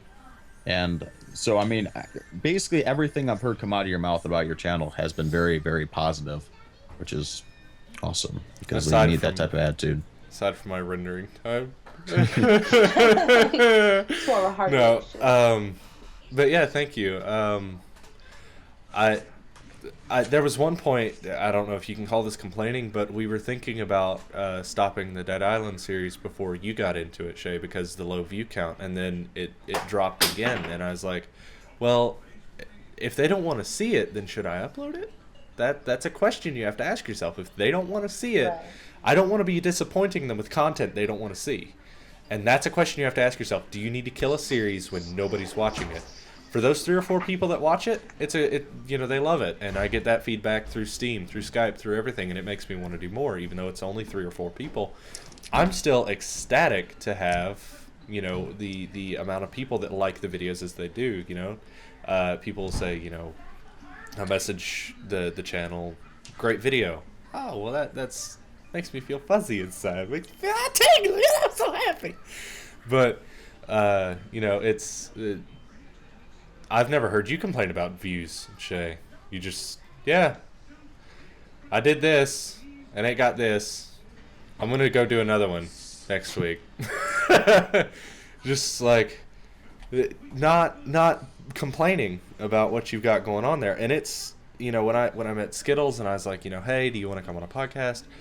And he was like, yes. I was like, someone with 100,000 subscribers is saying yes to come onto a podcast for a guy with maybe 70 subscribers. Are you kidding me? He has 100,000. That's impressive. He had 100,000, yeah. And again, I love talking to the guy. We played a few games together and stuff, and he was a really great guy. Renamed himself on Skype. Now I can't find him.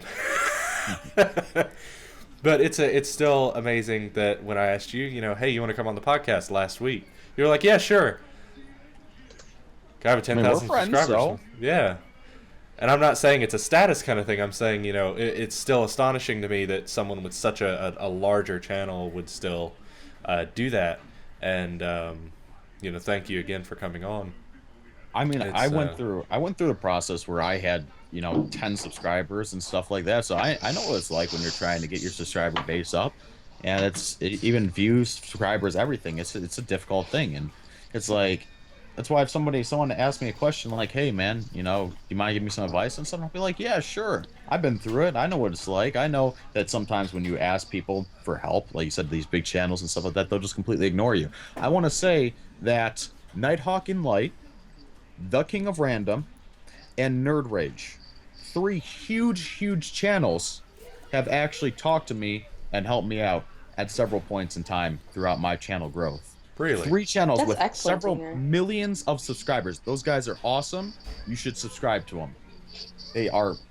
They're just amazing people. So they had huge subscriber counts, but they still took the time to, give me a hand if I asked a question. So I don't have any more space for annotations, but if I can get links to those guys, I've got the King of Random, but if you could get me the 2 other links, I'll put those down in the description. Even though tiny channel, not gonna do much for them, but still, that it helps, and if you enjoy their content, then you're they're welcome. science stuff, but they're awesome.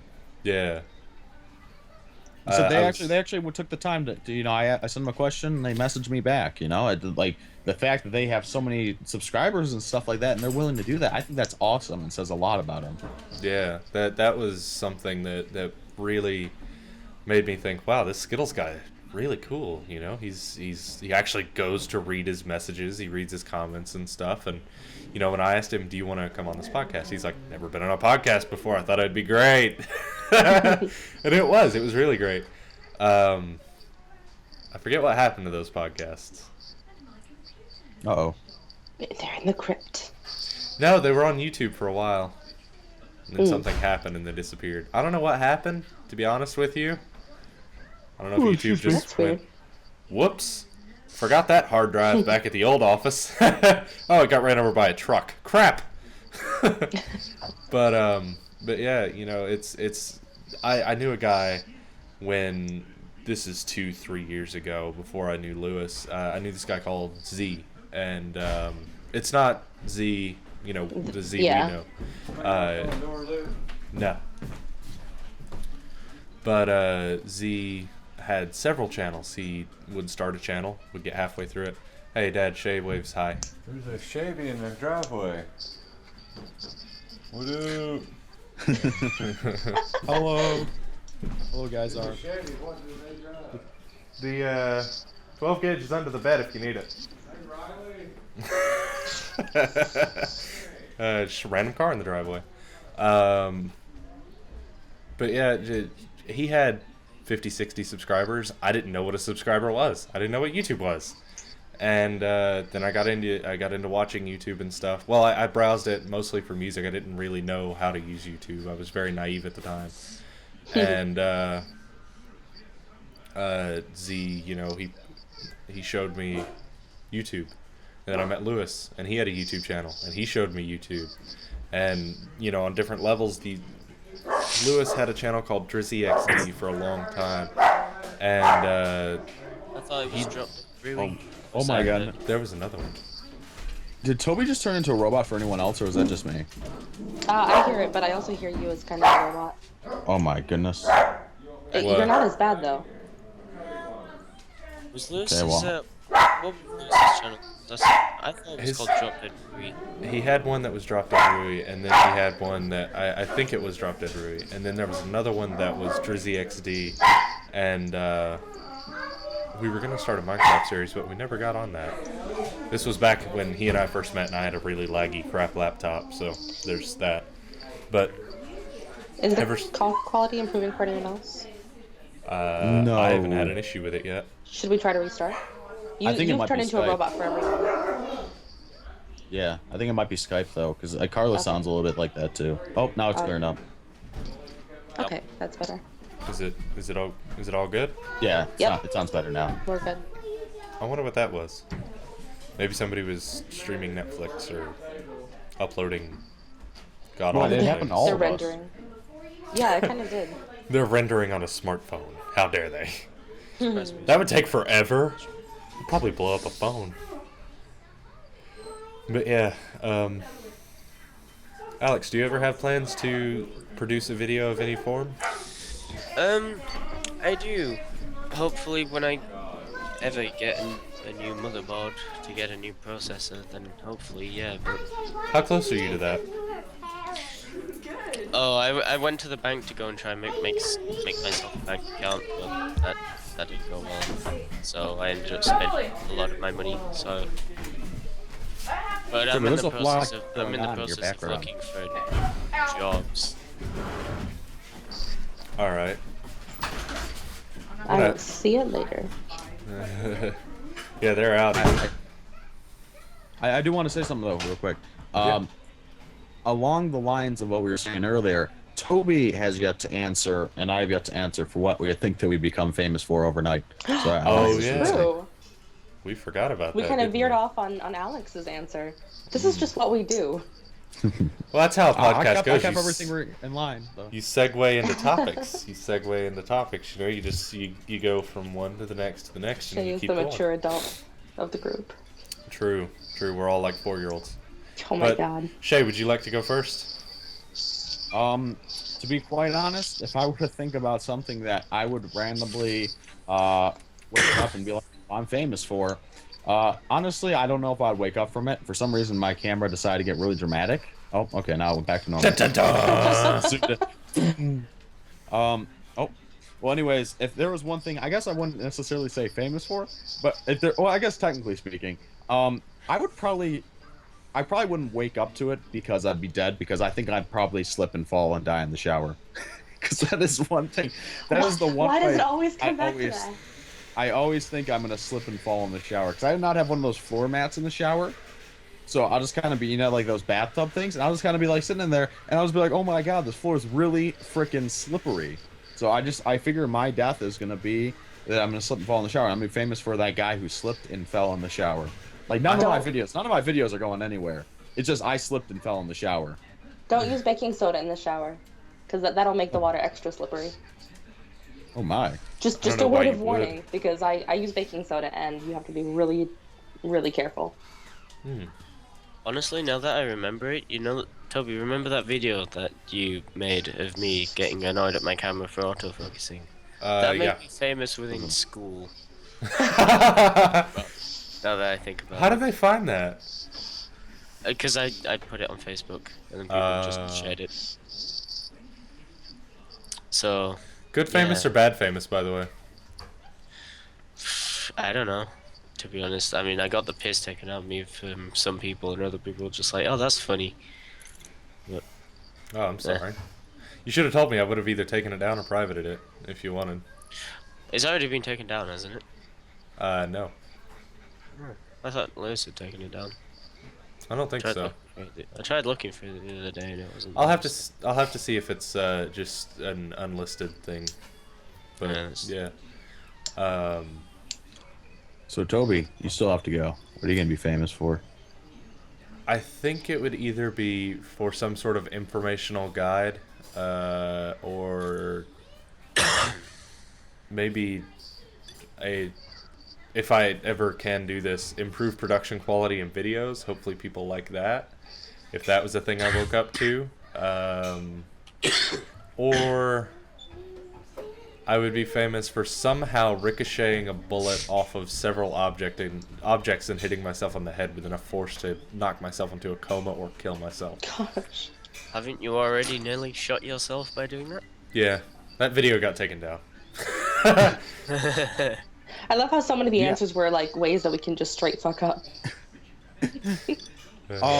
Confidence I was levels gonna through say the though, roof. there's a second part to the video. Oh, first off, watch this, Toby. Ready? Watch this. Yeah. I don't think I can do that. Yeah, I can actually pop my arm. Oh, in and out. I was I gonna dislocated say. my socket before, so like if I just take it and I kind of pull up like that, I can just kind of reach around without a problem and just. Oh. There we go. So glad I'm Anyways. not doing Anyways, so okay, there's a second part to this question.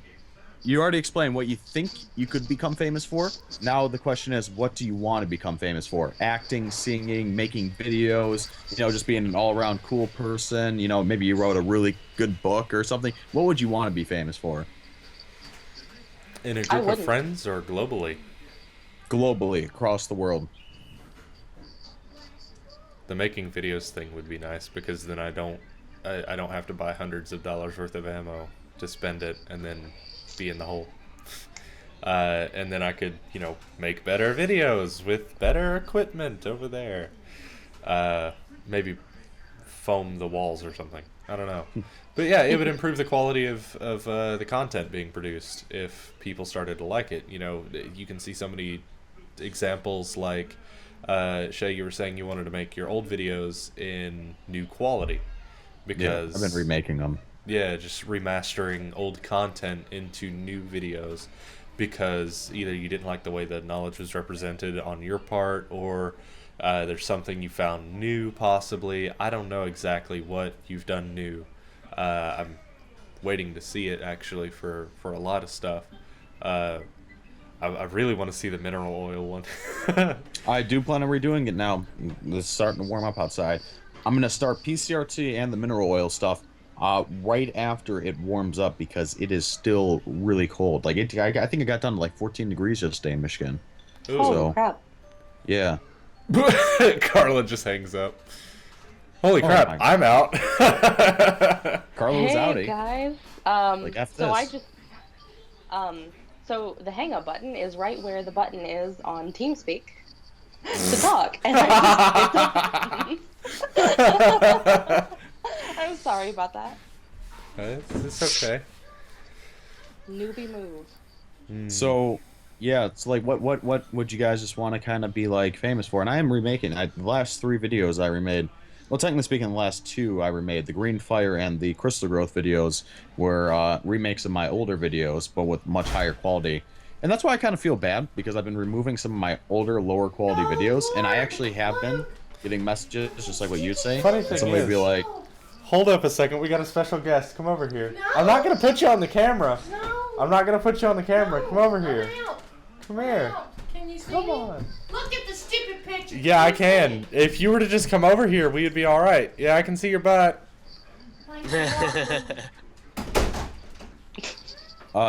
See, the thing is, we So I was usually gonna do say that- hour and a half, maybe hour-long podcasts. This is going to be maybe a 2-hour-long podcast, so she's not used to that. Sorry, go ahead. Just needed to point that out. Hey, see? Oh, Shay appears to be frozen. All right, yeah, there you go. No, I'm not frozen. Oh, let it go. I was just sitting there. I was looking. All right, what were you saying? Oh. I'm sorry to interrupt. I was just gonna say though, yeah, I've been redoing some of my older videos. My Green Fire was a remake. My Crystal Growth was a remake.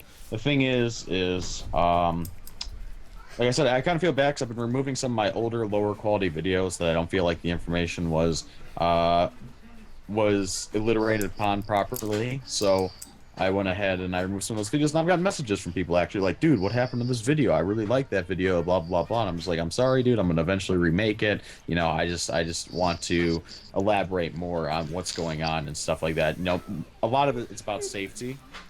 You know, I want to basically specify, you know, this is what you have to do, and you have to make sure you do it safely and stuff. And some parts of it is just like, I had a really bad habit of saying going ahead in my old videos. The funny thing is you just said that again when you were talking about getting rid of your videos.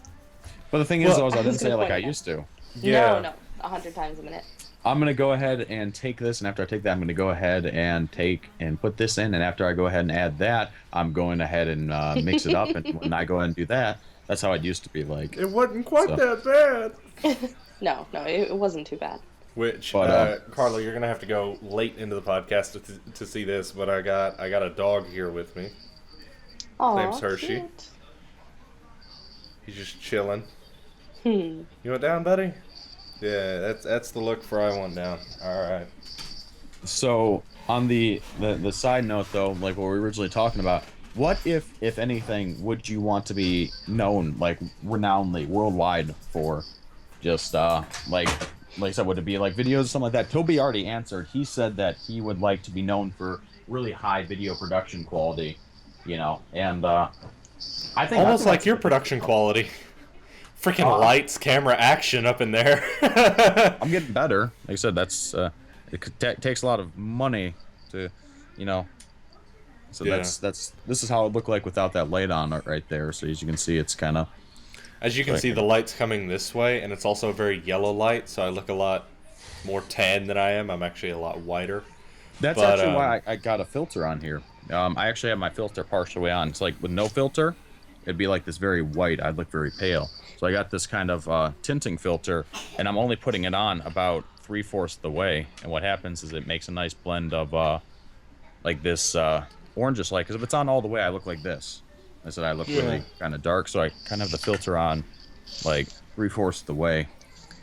Something I want to mention right quick that I've forgotten about. Last week I was going to talk about this. I'm going to talk about this next week when Lewis is on and see if he's talked to her in a while. But there's somebody on Instagram or Kick or something. I don't know what it was, but there's somebody that randomly added Lewis and found our channel and connected the two or something, and they want every update. Like, have you recorded anything? Are you editing? When are you rendering? You know, which one's which? You know, I'll be honest, it's kind of freaky to have someone that dedicated, but thank you if you're listening. They went and watched all the podcasts that we had back to the original one. This is only like number 10 or something, but nice. They went and watched each hour-long or hour-and-a-half-long podcast back to the original one, and I was like, wow, that's some dedication. Subscriber of the month right there. But congratulations. You know, if there was something I would want to be really known for, it would either be the community of the channel or high production quality, so that, you know, the community would be more uplifting and be like, yeah, that was a good video, you know. I want constructive criticism. Speaking of that, by the way, if you have a problem with a video, if you're going to dislike it, please tell me why you disliked it. I got a few dislikes on a video the other week, and I was like, man, I don't know why that got disliked. I don't know if it was me or if it was the video. I'd like to know why. I have a dislike and a complaint about this particular video. YouTube comment hits. The chick you have on here only has 5 subscribers, so obviously not here for the talent. Wow. I was just gonna say though, there's a lot of, and I'm not gonna lie, There's a lot of people that are either they have the maturity of a 12-year-old, or perhaps they are a 12-year-old or below, and they'll look at a video and they'll go, "This video has no dislikes. Let me just dislike it for no reason." Let me be contrarian, or And whatever the word that is. is just. I'm not saying all 12-year-olds are that immature, but I'm saying there's a difference when somebody looks at a video and they think it's going to be funny just to dislike them. I think that's very rude and very disrespectful, especially when people put so much effort into making said videos, you know? I can understand when you've got a video being recorded like this, and the thing's shaky like this, and it's all blurry and you can't see anything, and everybody's yelling into the microphone like this, you know, just and it sounds like that. I can understand that.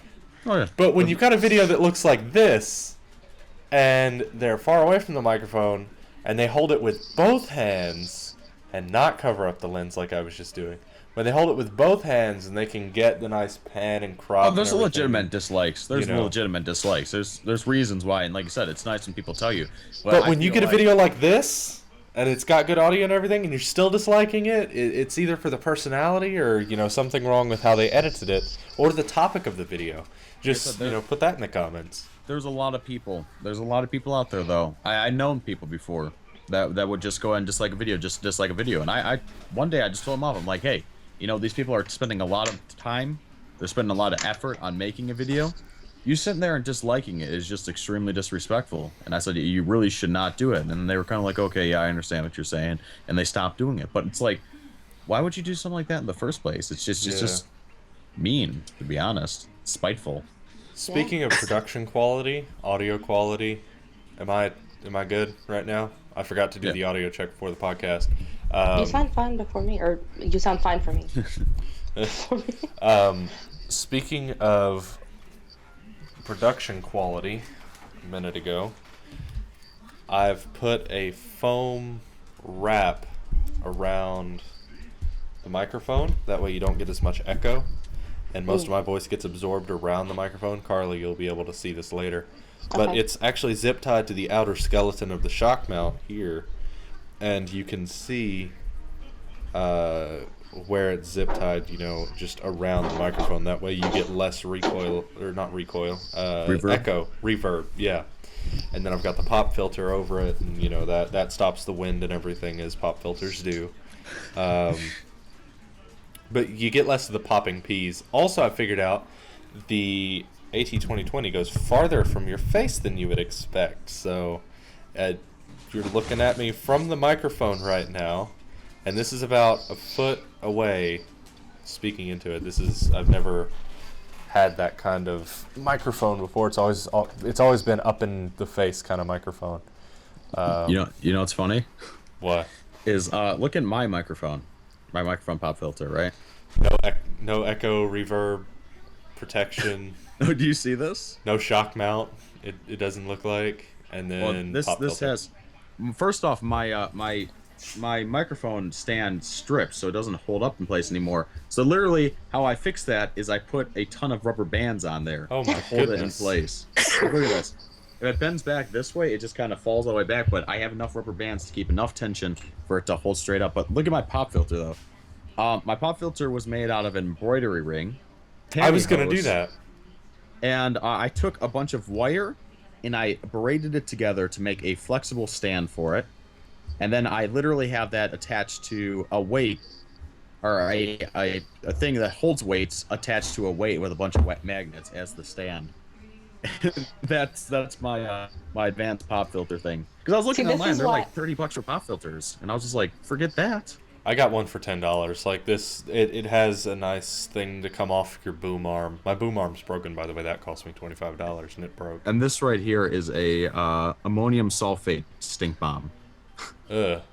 that I have for when friends come over and they want to be annoying or something. I was going to say, this is why I'm going to walk to your house in the zombie apocalypse, because of the ingenuity, and then I remembered the stink bombs. So, probably not. Like I said, I got one of my friends.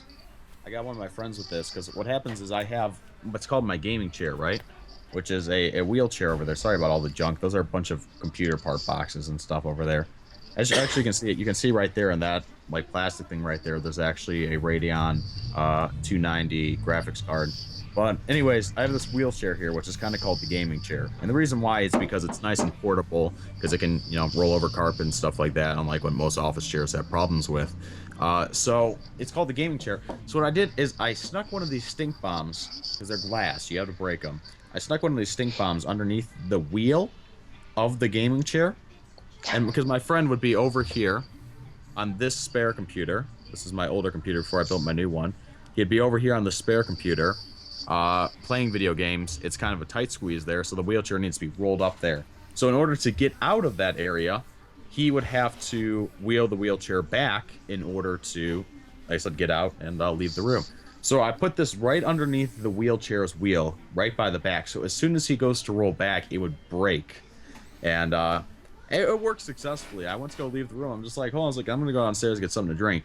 And he's like, oh, here, let me come with you. And he rolls back. And I'm just like, no, hold on a second. Let me just figure out, because I have to wait for the smell to take effect. I was like, hold on a second. Let me figure out what you want to drink and stuff first. And he's like, oh, okay, well, I don't know why we need to do it. Oh, what's that smell? Oh. It was the best of times. That's not good. That's just not good. It's all in your carpet and everything. And the thing is, the beautiful part about ammonium sulfate is that it only smells for about 15 minutes. Oh, that's true. I don't just think bomb. If one of my friends is annoying, I'm just like, I turn to them and say, look, if you piss me off, I will fart in your face. I am holding one in, and I have been all day. You get back at gassy friends this way too. If you don't have any. It's every time. Threaten them by farting. It works every time. But, so anyways, Carla, you still need to say what you would want to be famous for. I actually wouldn't. I have no desire to be famous for anything, mostly because I have more concern with the safety issues that people who are very famous deal with than I would get anything out of it. If I made money on YouTube or anything like that, I would want to make enough to live comfortably, to be able to save and work and do what I enjoy, but I would never want to be famous. Well, what about if you were famous under like a persona or something like that? To where no one would ever be able to find my name and address and put it out there, like so many people let's say, have. for instance, you're an author, and you have your own little. You use a separate name, to write the book.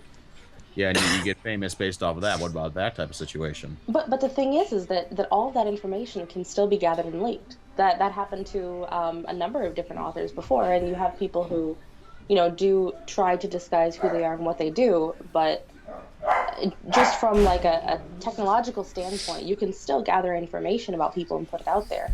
And I think that's just one of those things that I tend to be more concerned about being female than I would if I were a guy. Mm-hmm. What if there was no chance, though? No, absolutely no chance. Yeah, no chance. That's like they're only screening your videos to people in Africa, and they can never get over here. And I guess come to your house and find your address. I'm specifically Africa famous. You're famous in Africa, or any other place where they can't just kind of easily come over here and come to your house and be like, hello. I'm in Kimberley. I swim all the way over here. Racist so quickly. No, I don't know. In all honesty, probably writing of some sort. What is something creative. Fried chicken? Oh, Alex just took it that extra step. I'm just gonna back away slowly. I was gonna say, you seem to make very interesting foods, Carla. I would think you'd want to be a chef. No, not at all. No, goodness, no. I grew up in a restaurant family. That shit is hard work, and it's really not. It's not worth it. I make interesting food because I know it's all just going to get digested the same way. So I just give zero fucks. It doesn't have to taste a certain way. It can be weird. But no, it would be something creative, possibly writing. I don't know, designing shark dildos. No, it would probably You, be writing of some sort. Because I want to put my personality and creativity into it. See, the trouble is I have a million things that I want to learn how to do and to be able to do for a living. Whether it's like costuming or, that there was a time when I wanted to have a soap making business where I made soaps out of beers, and then I realized that people already do that. Making supplies and woodworking for Renaissance fairs, writing, blogging, doing gaming videos. I like doing a million different things. The trouble is just focusing on one specific one. True. So, yeah, By the way, I don't know if that was the. Go ahead. I know you. I thought you were done. I apologize. I was just gonna say I don't know if that's the answer that you were expecting. I mean, it makes sense. I mean, everyone has their own individual, feelings about the situation. I know some people that would not in any, way, shape, or form like to have any type of fame. But Yeah. I was just gonna say, just to let you know, we're all tolerant people on this podcast. Anything that's said is only said in the purest sense of humor and is not meant to offend anybody. Disclaimer, because, Toby, I don't want you to get sued or something. I don't know. Or hate. Yeah, hate. I No can't. hater we know. Can I have a question? May I have a question, please? Let's send in hate mail. Shout out to You're trying to say Lo. that Africans? You're trying to say Africans cannot come to America? Just got hurt. No. No, I'm not trying to say that. It was just a joke. And then that's when the hate mail floods. Oh, the dramatic camera just kicked on too. Just Dramatic camera. because my reminds- camera just keeps randomly zooming in. But It reminds yeah, like I me- said, Reminds me of your I- TeamSpeak It's photo. just peering at you. Shay try to do a dramatic chipmunk and see how that turned out. dramatic chipmunk. Last Yeah. week we had him sell us his sandwich. Oh, No sandwich here this There time. were also many legs last week, but I mean, we're doing something different this time. But No, that was good though. The yeah. sandwich. So Sorry. that was good. The sandwich. So anyways, I said all joking aside, people in Africa, they can probably fly over here and get your address and stuff like that. Oh, yeah. So, but you wouldn't mind to still. So I guess that would leave. Alex already answered, didn't he? Yeah, for YouTube videos. All right. Yeah, that's how we started down the YouTube conversation. Toby said Alex would like to be known for YouTube videos. Toby would like to be known from his community and for making high quality videos. Your answer was kind of confusing, so if you would mind summarizing it. Oh, for me? Yeah, like your whole answer, because it was kind of like, Oh. no. I was a little No, bit confused by it. there was an answer in it. I said it would probably be writing of some sort. Yeah, I heard that part. I was just wondering though, because you said that even if it was writing, you wouldn't want to be famous because people could still find your address and be stalkerish and stuff. So Yeah, it really. I mean, unless you have absolutely nothing to hide, which I mean, I guess if everybody in the podcast was over 18, my answer would be entirely different. But the answer that I'm going to give is writing. if everyone's over 18, my answer would be totally different. Yeah, no, because I was going to jokingly say, oh yeah, I want to be famous for porn, but that's absolutely not the case. So you say it anyways. Yep, I just say it anyways. I would like to be famous for ducking. like Alice's Seriously, case, ducking. ducking. Ducking. The big penis joke. Oh. Fuck, Shay, I just thought you said docking. Oh my. I did say ducking. Oh. The funny That's thing so is, weird. the funny thing is, Alex is of legal age in his country. Yeah. Oh my. No. So if I were to say myself personally, honestly, I think something that'd be really, really cool to be famous for is music. Believe it or not. Not even the think chemistry videos. I mean, that'd be awesome. I mean, I think that'd be pretty dang cool. But I always wanted to make, let's say, for instance, I think music videos, like music videos and animations together, like animated music videos, like the kind of that's stuff that cool. Captain Sparkles and stuff does. I think that kind of stuff is amazing, because it's like you watch a chemistry video, you learn from it, you watch it once, maybe twice in your lifetime. You get a video like that, and you can watch it over and over and over and over again, and then you can even just listen to it over and over and over and over again. I think it has the chemistry is great, and I love the chemistry, but I feel like that the music and like the music videos and stuff like that, I think they have so much more cultural influence versus influencing a small group of people, like with science or something like that. The people that are interested in it. Almost anybody can listen to a good song and be like, oh, that's a good song. You know what I mean? Not everybody, but almost anybody. If we're doing music videos here, you could really make a good music video. And for me, I'd like to say I watched that Green Fire video 2 or 3 times because I didn't really understand it the first 2 times. Sodium tetraborate. I can explain it here if you want. Oh no, we're good. We're good. Got it finally? It took me 2 or 3 times to understand. All right, so you put that in, and that's that. Okay. Oh, so I can't use that. I've got that in my backyard right now, but I can't. Darn it. So, it took me 2 or 3 times to understand. All right, I have to have this specific ingredient. I can't go pull that out of my shed. Like, that was one thing about that video that I was like, all right, I want to make sure I've got the right stuff. I didn't have any of it. I had borax. That was about it. But I've got the other heat, Shay. The Isoheat. Isoheat. Yeah. Isoheat, Which is I learned it isopropanol. got a gallon of that. Don't have regular heat. I used that 2 or 3 weeks ago, getting the go-kart running. Like, unfortunate, but different little things like that. I watched that video 3 or 4 times. I'll probably watch it again when I go to make it, but I just don't have the materials right now. If you make it, they'll record it. By the way, don't drink methanol. Just to let you know. I mean, I hope you'd read through all the instructions, but it takes. It's for an engine. If you drink as well, you also have a little sister. So if you drink as little as 10 milliliters of methanol, it can make you go blind.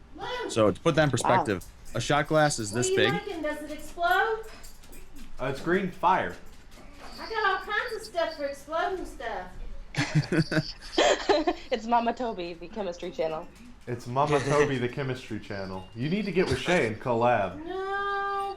You need to collab with Shay, Mom. Come on. No, I'm good. But Alright. seriously, does it explode? I'm all in if it explodes. No, it makes green fire. You got Which we 4 could kids, make it Mama explode. Toby, of course. Okay, what do we Oh God, need? please cut that out. We need heat and borax. I've got borax. What other ingredients do you need that I don't have? Automobile matches. stuff. Like it's called heat. HEET. Is that Heat, correct? which is methanol. It's methanol. We need HEET. methanol. Not meth, but Methanol methanol. alcohol. Okay. Not meth. All I right. like stuff that explodes, Yeah, we'll do that next week. Okay. So Shay, I need something that explodes. We'll make a video on it. PCRT. I actually did have a video there. I blew up a pumpkin. I don't know if you saw that video. Hey, Mom. Shay made blasting caps one time. It wasn't blasting caps. It was flash powder. But Flash the thing powder. is that it. Well, anyways, so I was gonna say though is that if you have, I'll link you the video later if you want to watch it. So if you have a shot glass, it's this big, right? You could drink this little bit of methanol, and it's enough to make you go blind. You'd almost have to drink an entire shot glass in order to kill you, but the stuff is highly toxic when ingested. The thing is though, is the funny part is that people, just like when I was doing this video, they're saying that the methanol is so toxic, you should have all these disclaimers. Well, first off, the disclaimers are on the back of the methanol container. You should read it first. But second off, it's actually less toxic to the human body than gasoline. So it's one of those things that it's like people make a huge deal about, and then they don't actually fully understand what they're making a huge deal about. Because if you were to drink gasoline instead of methanol, it would actually be worse for you than the methanol. So it's like, I'm not gonna act like my whole audience is like 5-year-old kids and that I need to explain to them, don't drink the stuff that's made to go into engines. Don't huff it, and don't stick your hands in it and play around in it. It's like, okay, I'm pretty sure people who are watching the chemistry channel should have an understanding that you don't do that kind of stuff. And Well, I think that used just to be- common sense wise, you should have an understanding that you don't do that kind of stuff. Yeah. That used to be part of your intro too, wasn't it? Like you do the things so that they don't have to. Yeah, dangerous things so you don't have to. Yeah. I think I basically stopped doing intros. The reason why I stopped doing that intro though was just because it was really poor quality. Yeah.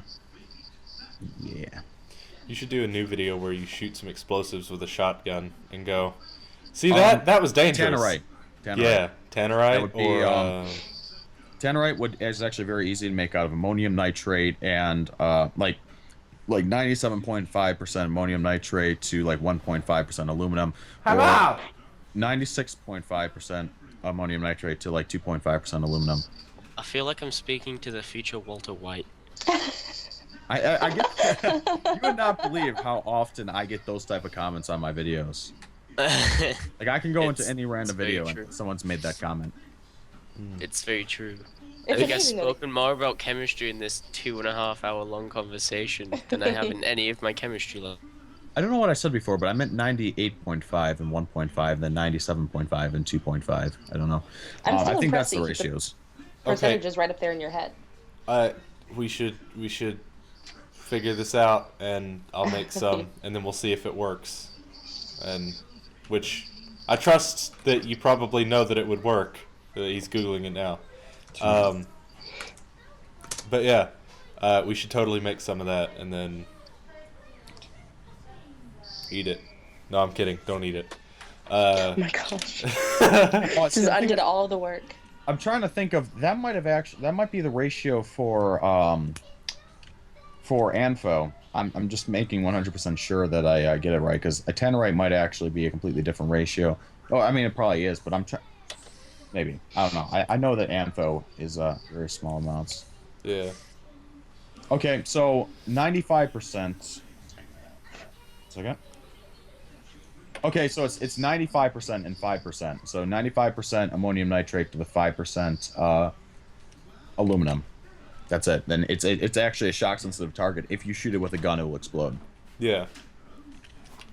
Don't try that at home, guys.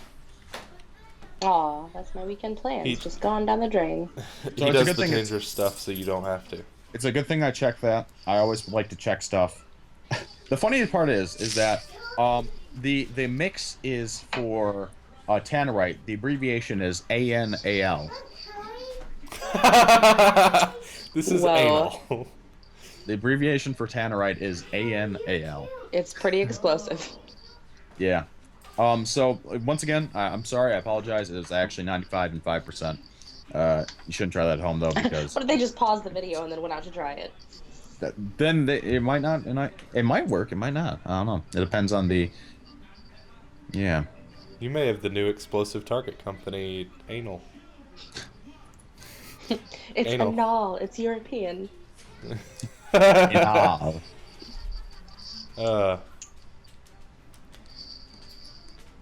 I mean, actually, if I wasn't like right in the middle of town, this stuff is actually illegal in a lot of places.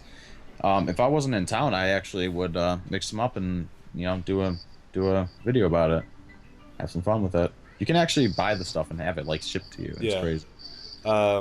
If you want, Shav, know plenty of places I can go use this stuff. I could totally test it for you if you want, and get the footage for you, and then you could send it to you and you could do the video. So it was just like, man, blowing stuff up. Now, what do you want to blow up? A microwave, a toaster, a sack of potatoes? I mean, we got all sorts of stuff to do here.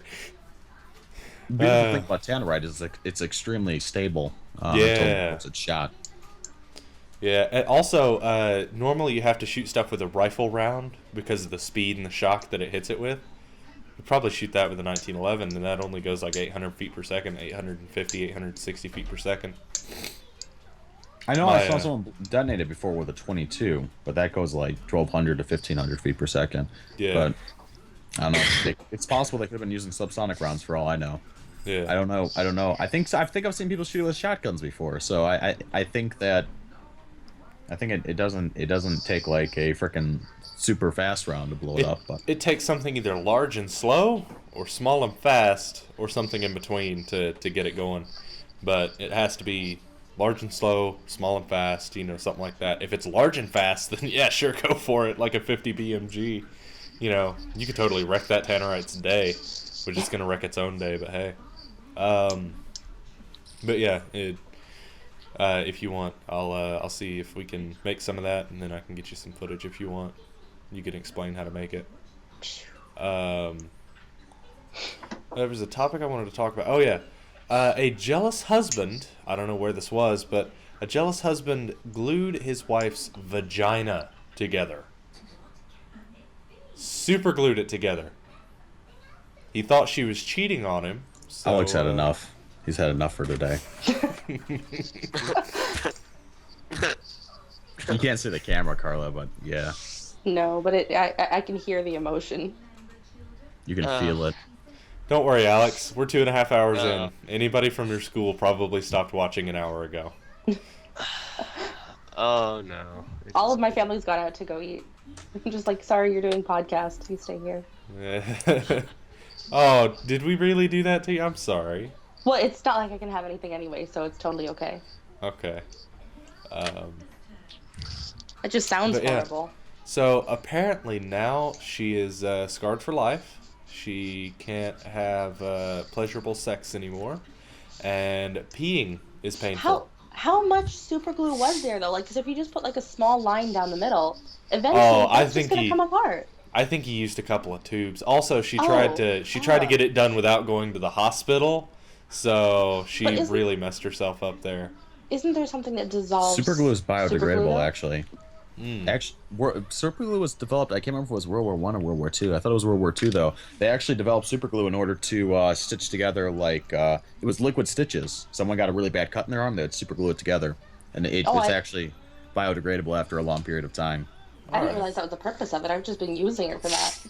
But most people think... it was developed for that, wasn't it, Toby? Interesting. I believe so. There was also a thing that was hardly used or never used. I can't remember exactly. But there was a barrel spinning backwards, and the plane was moving forwards, and they would drop the barrel spinning backwards, and it would bounce over torpedo nets, and then it would hit the dam, and roll down the dam and explode. And that's apparently how they killed a lot of the hydroelectric power in Germany. But there's actually videos on it on YouTube. Just check it out. It's amazing stuff what they figured out. So what happened to the guy? He ran off, and they can't find him. I just wonder what the situation was, how this happened in the first place.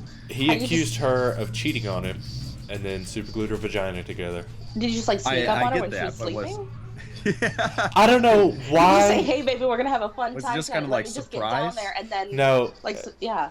The article said, and this was a quote from her, he told her to get down on the bed and put her rear in the air, and he, like, in sort of doggy style position, just super glued her vagina together, and then it was done. I would imagine he used the whole tube, and depending on where you get your super glue, you can buy it in bulk in a toothpaste tube size. Did so it's she just probably think a it was lot. gonna be lube?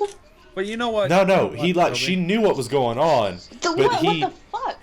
I'm sorry. He pinned her down into it and then super glued her vagina closed. Wait, hold on a second. That Toby, is several I don't- things fucked up. I don't care where in the world you get your super glue from.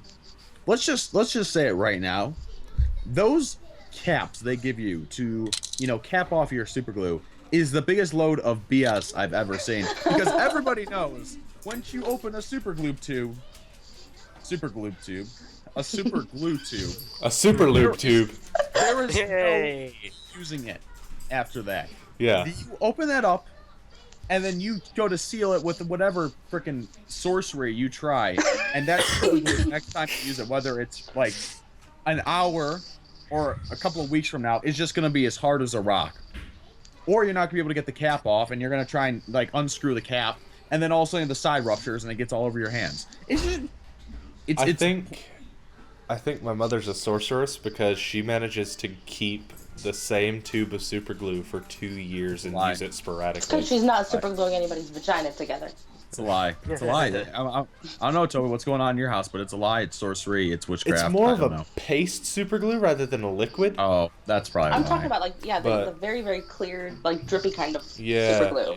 I don't That shit is know. ridiculous. I don't Hey, know. Those am I things come wrong? in the smallest tubes because of Yeah. that normally. Am I But wrong, though? Has anyone ever actually successfully opened that and then reused the super glue like a couple of days later or something Nope. like that? Because Not every even a time, little. it's just as hard as a rock. I've reused modeling glue that was liquid. Like it's the same thing as super glue, except it's supposed to liquid weld the plastic together. So I've successfully done that, but it's not super glue. So Our conversations, though. yeah. Have you ever successfully completed this triumph of human engineering? No. Well, I did it with this once, but that's completely unrelated.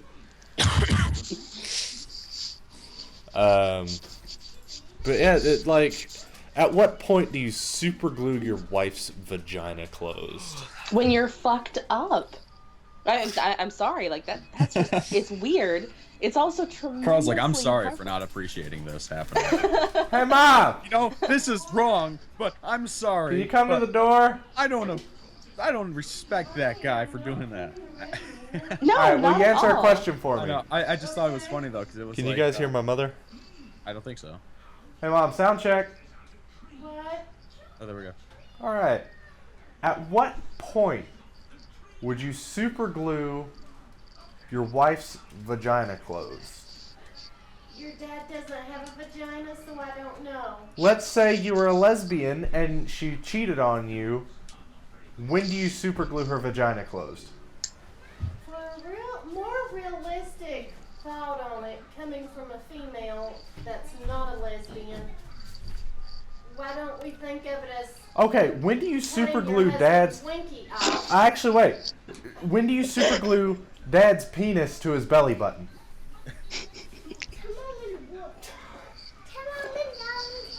I had so many things I could say there. Oh my gosh. I feel like he's making presumptions about his dad's penis. Never. You sure? I'm sure. I've been pretty mad at your dad before, but there's not a situation where I would do that to She him. threw a burrito at him once. I would not do that to my worst enemy. That's a horrible thing to do. So not even the scrotum to the thighs. None of it. None of it. Okay. Thank you. You're welcome. What I was saying though is I love how Carla makes a point and then she apologizes about it. Oh, She's like, I'm sorry, oh. but that's not cool. I'll be talking to Alex and I'll say something and he'll apologize for what I did. Well, no, it's just I feel like I'm going in a different direction than what this was intended. Like, I'm sure that this was intended for a lot of laughs, and I'm sitting here going, no, you don't do that to another person.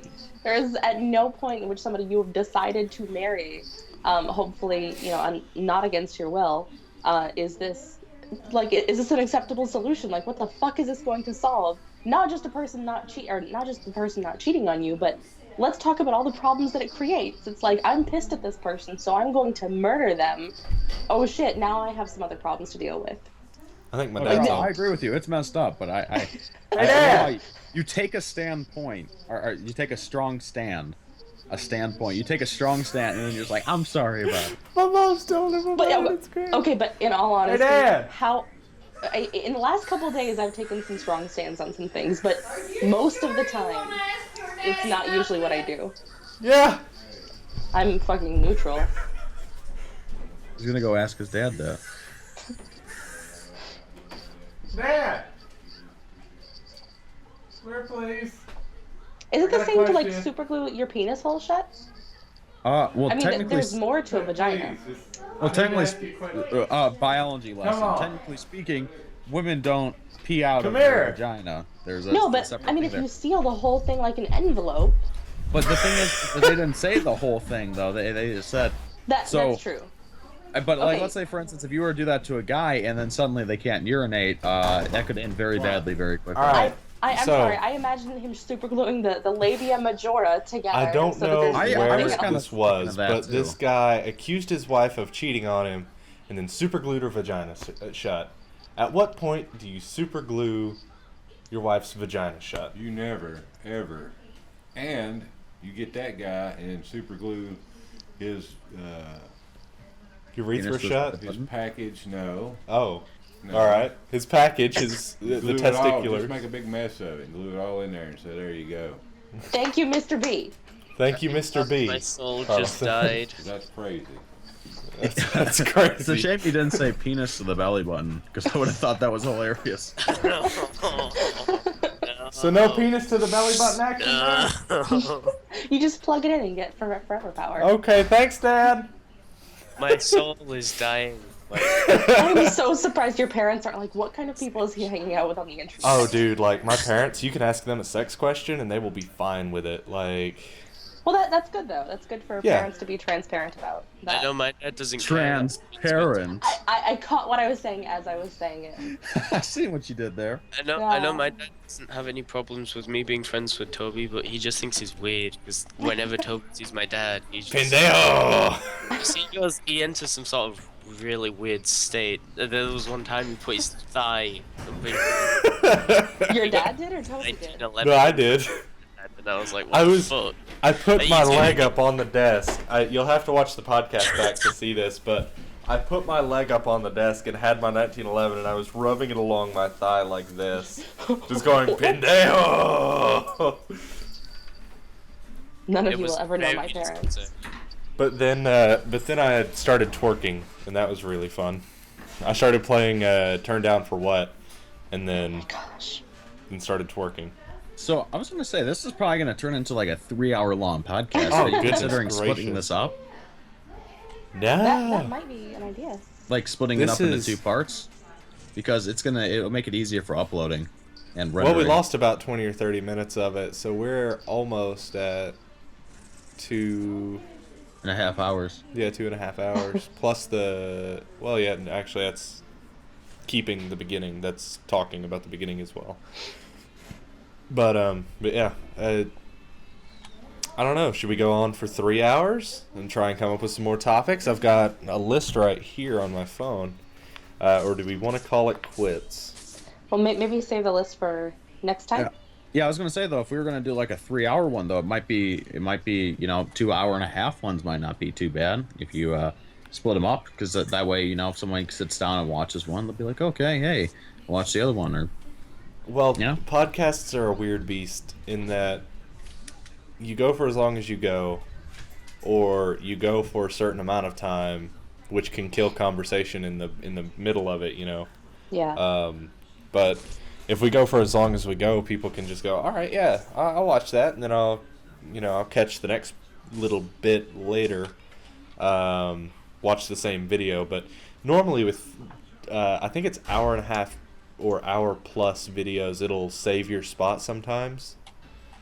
And even between devices sometimes if you're on the same account. But yeah, this is going to be really hard to render, but it'll, Carl and I will watch some Game of Thrones. Speaking of which, I think Varys would do extremely well with an iPhone or a smartphone of any kind. Very likely. Yeah. Well, I mean, do you want to explain like what we've been doing? You go ahead, because this was your idea, if I'm not mistaken. Well, there's a couple of components to it. It started with a conversation that turned into who different people who we know would be on Game of Thrones. So that's kind of been a fun thing to try to figure out as we watch. I think we only have maybe 3 characters so far who we've identified as certain people. But leading up to when the new season comes out, we've been just kind of rewatching the different episodes. We sit there on TeamSpeak, we'll start episode at the same time, and then originally we were saying we'll pause it to talk about it if we need to, but that turned very quickly into talking shit about everybody on the show while we're watching. So it's been a lot of fun trying to get people to get in on it, especially if they haven't seen Game of Thrones before. But I think we're going to have to start watching more, though, if we're going to catch up to the season premiere, because we've just been doing 1 episode a day, if that. Shay's doing something weird with this camera again. Uh-oh. Gonna have to put a special rating on this podcast. No, he's putting his head inside of his head. Oh, now he's a cyclops. What? You'll see. You'll see. I'm Oh so my terrified God. right now. Oh my gosh. Uh, But yeah, that's pretty much it. but yeah, can't figure out who I'd be. I just can't figure it out. I think I honestly would like to think that I would be Marjorie's grandma, but I think she's a lot more clever than I am. I don't know. You're pretty clever when it comes to conversation. Thank you. You may not be as clever in the information gathering way, but Oh my. It's true. then there is. One of these days we're gonna have to sit down. I'm gonna have to tell you what I've done so far. All right. I think should that about wrap it up? Is that a thing? Yep. This time I didn't say anything I could get fired for. So yay. Awesome. Yeah, I think this was a pretty good podcast. A lot of guns. A lot I of don't think I've guns. said anything that would make me look gay. Until I don't now. know. Well, yeah, that's true. Yeah, I don't think you jumped in on the like how to use lube in a zombie apocalypse. So good on you. So linked annotation around Shay's camera for the entire deal. Hi. For his channel. And I don't know how that happened. Alex and Carla don't have channels. Carla might get one I at some have a point. channel. Like I said, I have 5 subscribers. I just have nothing on it. All right. 3 of my subscribers are the same guy. That's weird. That's really weird. I mean, nothing against him. Like I appreciate it. I just it's like fake subscribers. Yeah, it's.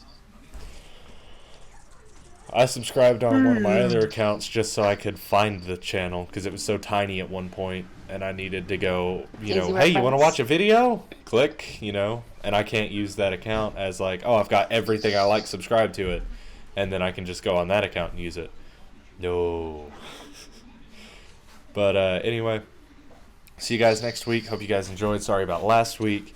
Hopefully I can get this up by Monday or maybe tomorrow Bye if bye. Carla's on to watch Game of Thrones. Bye. Have fun, guys. See you next Bye. week. Bye.